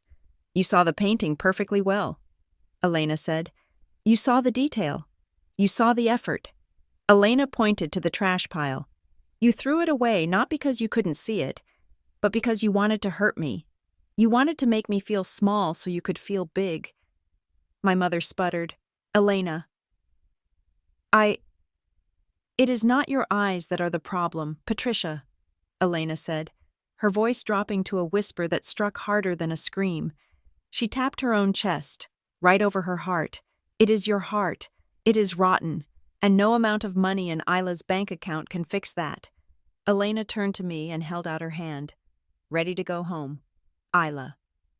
I looked at my wife. I had never loved her more than I did in that moment. I took her hand. "I am ready," I said. I looked at my mother one last time. She was standing there, mouth open, hands still reaching out for a check that would never come. "Goodbye, Mother," I said, and we turned our backs on the Asherton family forever. "Sit down." The command left my lips not as a shout, but as a statement of fact. It was the voice I used in boardrooms when a negotiation was over and the terms had been dictated. It was a voice that brooked no argument, leaving no room for negotiation. For a moment, they hesitated. My father looked at the spilled wine on the carpet. My mother looked at the blank television screen where her salvation had flickered and died. Caleb looked at the floor, wiping his nose with the back of his hand. "Sit down," I repeated, sharper this time. Slowly, like marionettes with their strings cut. They obeyed. My father sank into his leather armchair, the one with the cracked armrests. My mother perched on the edge of the sofa, her hands trembling in her lap. Caleb remained on the floor, pulling his knees to his chest, looking for all the world like a child who had broken a vase and was waiting for the belt. The room was quiet. The guests were still watching, frozen in the periphery, holding their breath. I did not care about them anymore. They were just scenery. I stood in the center of the room, looking down at the people who had created me. For years, I had looked up to them, craving a scrap of their affection. Now, looking down, all I saw was the messy, chaotic debris of their own choices. "I am going to say this once," I said, my voice steady, "and you are going to listen." I gestured to the walls around us, the peeling paint disguised by dim lighting, the heavy drapes hiding the rot in the window frames. "I am not saving this house." My mother let out a sharp, strangled sound. "But, Isla, the bank is foreclosing on February 14th. I continued, citing the date I had seen in the file, Valentine's Day. A romantic end to a tragic love affair with money you never had. "I am not paying off the mortgage," I said. "I am not paying the arrears. I am not negotiating with the bank. The timeline will proceed exactly as the law dictates. You will be evicted in 30 days. My mother burst into tears. Real, ugly tears. "But where will we go?" she wailed, clutching her chest. "This is the Asherton estate. We have lived here for 40 years. What will the neighbors say? What will the Hendersons think when they see a moving truck?" I looked at her, marveling at the sheer density of her vanity. She was facing homelessness, and her primary concern was the opinion of people who would not spit on her if she was on fire. "That is the price of your pride, Mother," I said coldly. I walked closer to her. "You care more about the Hendersons than you do about your own daughter." I said, "You were willing to sell my financial future down the river just to keep up appearances for one more month. So now, you can deal with the reality. Let the neighbors talk. Let them laugh. Maybe the shame will finally teach you something that poverty never did." My father put his head in his hands. "It is over," he whispered. "It is all over." "However," I said. My father's head snapped up. My mother stopped crying instantly, her eyes wide with a flicker of desperate hope. "I am not a monster," I said. "Despite your best efforts to raise me as one." I reached into my purse. I pulled out a single, thin key with a blue plastic tag. I tossed it onto the coffee table. It landed with a light clink next to the evidence of Caleb's fraud. "I bought a property this morning," I said. My mother gasped. "Oh." "Isla. A condo in the city. It is a 2-bedroom apartment in Bridgeport." I said. My mother's face fell. Bridgeport was a working-class town. It was industrial. It was gritty. It was everything she had spent her life trying to escape. "It is in a secure building," I continued. "It is clean. It has heat. It has a roof, and I paid for it in cash." I pointed at the key. "You and Dad can live there, rent-free, for the rest of your lives. I will pay the property taxes. I will pay the HOA fees. You will have a place to sleep and a kitchen to cook in." My mother looked at the key as if it were a poisonous spider. Bridgeport, she whispered. But that is miles away. That is common. It is charity, I snapped, and beggars do not get to be choosers. I leaned in, my voice dropping to a hard steel whisper. But here are the terms. Listen closely, because I will not repeat them. I held up one finger. 1. The apartment stays in my name. You do not own it. You cannot mortgage it. You cannot sell it. You cannot use it as collateral for a loan. It is mine. The moment you try to leverage it, I evict you. I held up a second finger. 2. This is it. There is no monthly stipend. There is no allowance. You have your Social Security checks. If you want more money, get a job. I hear Walmart is hiring greeters. You are good at smiling when you do not mean it. Mother, you would be perfect for it. My mother looked like she was about to be sick. The idea of working, of actually laboring for money, was more foreign to her than life on Mars. And 3, I said, turning my gaze to Caleb. He looked up, his eyes red-rimmed and hopeful. He cannot live there, I said. Caleb's jaw dropped. What? You heard me. I said, it is a 2-bedroom apartment. One for Mom and Dad. One for a guest room or a storage room.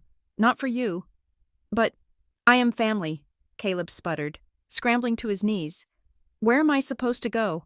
I have no money. I have nowhere to go. Figure it out, I said. You are a grown man. Caleb, you are 35 years old. You have 2 hands and a heartbeat. Go get a job. A job, he whined. Doing what I shrugged. Construction.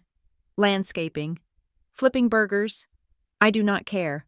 Learn what it feels like to sweat for $1 instead of stealing it. You can't do this, Caleb screamed, his face twisting into an ugly mask of entitlement. You can't leave me on the street. I will sue you. I will tell everyone you stole my inheritance. I laughed. It was a genuine laugh this time, born of the absurdity of his threat. Sue me, I asked. With what lawyer? With what money? I walked over to the table and picked up the folder containing the evidence of his forgeries. I held it up. Here is your choice. Caleb, I said. I tapped the folder. Option A. You walk out of this house, you find a job, and you start paying off your debts. You never ask me for a dime again. I leaned closer to him. Option B. I get in my car. I drive to the police station, and I hand this folder to the detective on duty. Caleb froze. This is identity theft.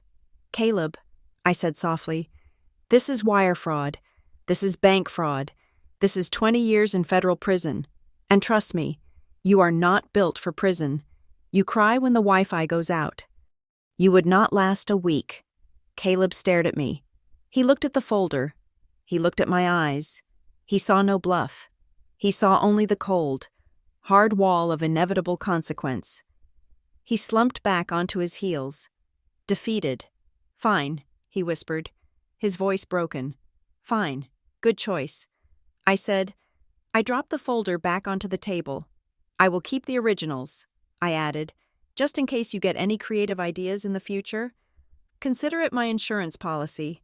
I turned away from him. I was done with him. He was no longer a brother. He was a problem I had solved. I walked over to the corner of the room where the trash pile lay. I knelt down one last time. The painting was still there, resting atop the crumpled wrapping paper. I picked it up gently. I brushed a piece of lint off the canvas. I looked at the lighthouse, standing tall against the painted storm. It was a beautiful piece of work. It was full of soul, full of the kind of honest emotion that this house had never known. This is too beautiful for this place, I said aloud. I stood up, tucking the painting under my arm. It deserves to hang on a wall where it is appreciated, not in a house filled with garbage. I walked over to Elena. She was waiting for me by the door, her hand on the knob. She looked tired, but she stood tall. She looked at me with a mixture of relief and pride. Let's go, I said. I opened the front door. The cold night air rushed in, clean and biting. It smelled of snow and pine, cleansing the cloying scent of stale perfume and desperation that filled the house. We stepped out onto the porch. Isla. I heard footsteps running behind me. My parents. They rushed to the doorway. My mother was wringing her hands. My father was pale and shaking. "Isla, wait," my father called out. I stopped on the top step. I did not turn around completely. I just turned my head slightly. They stood in the doorway, huddled together against the cold. They looked at me, and then they looked at the painting under my arm, and then they looked at the driveway where the rental car sat. They wanted to run to me. They wanted to grab my coat, to beg, to plead, to manipulate me one last time. But they didn't move. They couldn't. Between us, hanging in the frosty air, was a wall. It was invisible, but it was as solid as concrete. It was built of $10 million, yes, but it was also built of self-respect. It was built of boundaries. It was built of the realization that I did not need them anymore. They saw the woman standing before them confident, successful, untouchable, and they realized they did not know her. They were afraid of her. "Isla," my mother whispered, her voice trembling. When will we see you?" I looked at her. I looked at the woman who had birthed me, who had ignored me, who had tried to sell me. I adjusted the painting under my arm. "Don't call me," I said. The wind blew a lock of hair across my face. I brushed it away. "Don't call me for money. Don't call me for birthdays. Don't call me for holidays." I looked her in the eye. "Unless someone is dying, do not pick up that phone." My mother flinched as if I had slapped her. "But you are our daughter," she cried. "You have to come back." I smiled. It was a sad smile, but it was free. "No," I said. "I don't." I turned away from them, facing the dark driveway and the long road ahead.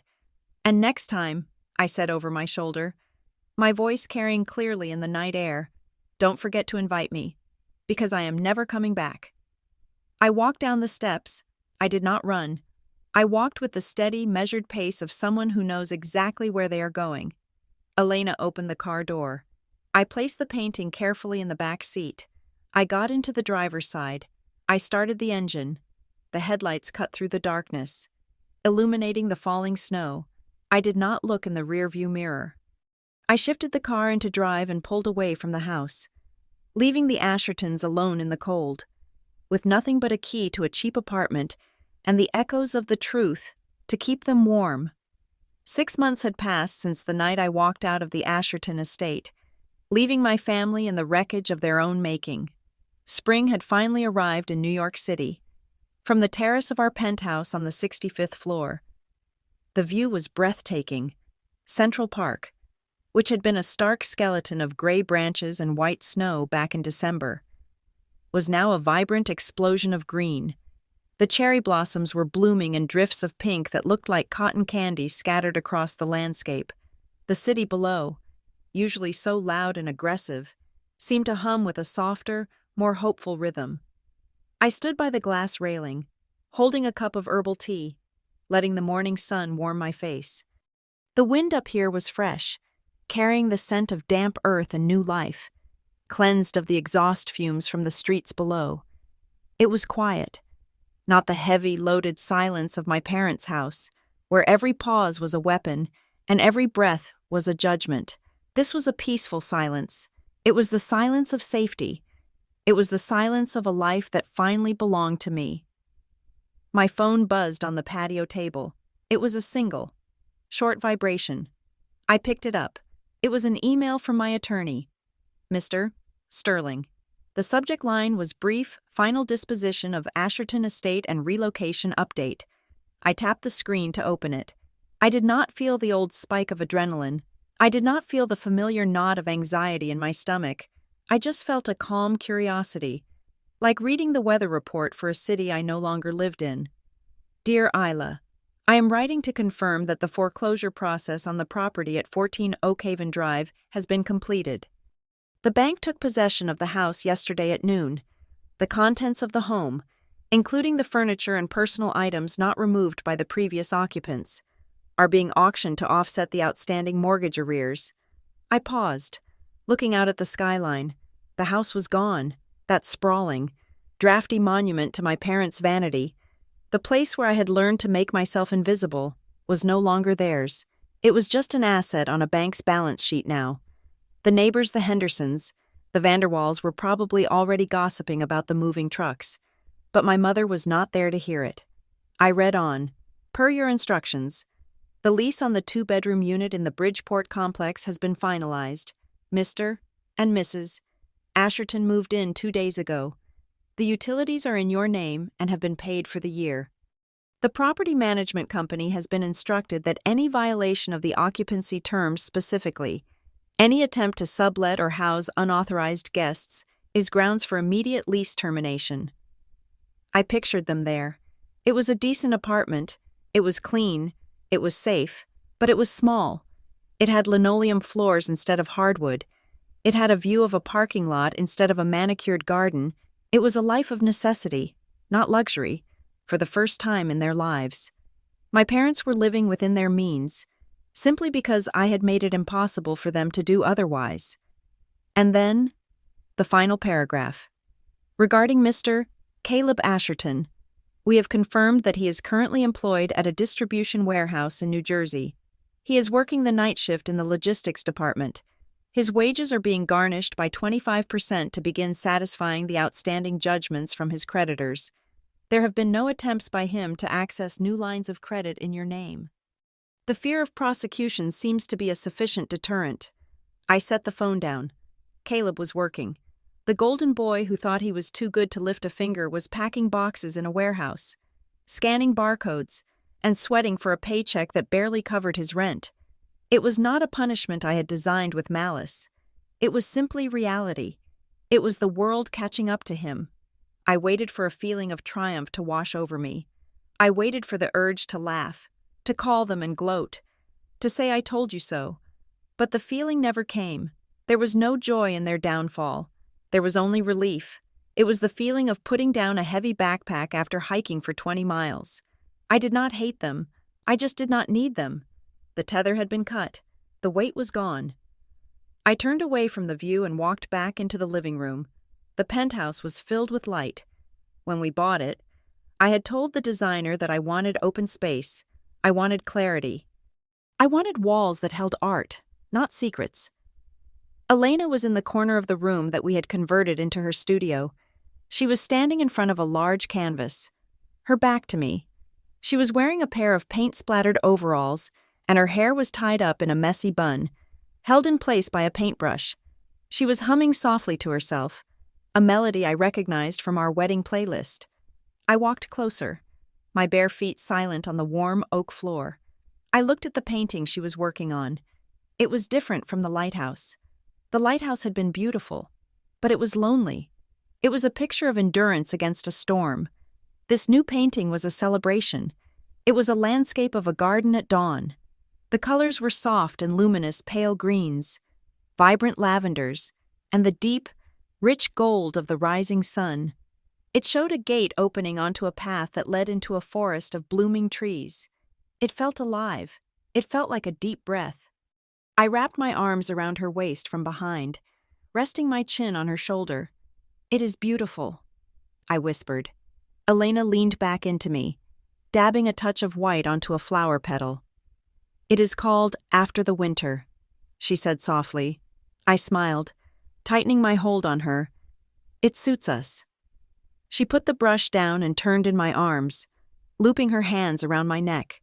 Her eyes were bright, free of the shadows that had haunted them during that terrible Christmas trip. I heard the phone vibrate. She said, "Was it the lawyer?" I nodded. "It is done. The house is gone. They are in Bridgeport. Caleb is working." Elena searched my face. "Are you okay?" she asked. I thought about it for a second. Was I okay? My childhood home was lost. My family was estranged. By all societal standards, I should be grieving, but I looked at my wife. I looked at the home we had built. I looked at the peace that filled the room. I am better than okay. I said honestly, I am free. Elena smiled and kissed me gently. "Good," she said, "because we have work to do. The meeting with the board of directors is at 2:00. I groaned playfully. "Don't remind me. This is the fun part. Isla, she teased. We are launching the fund today. I straightened up, feeling a surge of pride. The Prism Fund. It was the project we had been working on for the last 3 months. We had taken $2 million of my capital money that my parents would have wasted on country club dues and fake watches and created a charitable trust. The mission was specific to provide college scholarships and emergency housing grants for LGBTQ youth who had been disowned or cut off by their families. We were going to help the kids who had been kicked out for being who they were. We were going to be the safety net that their own parents refused to be. We are going to change a lot of lives, I said.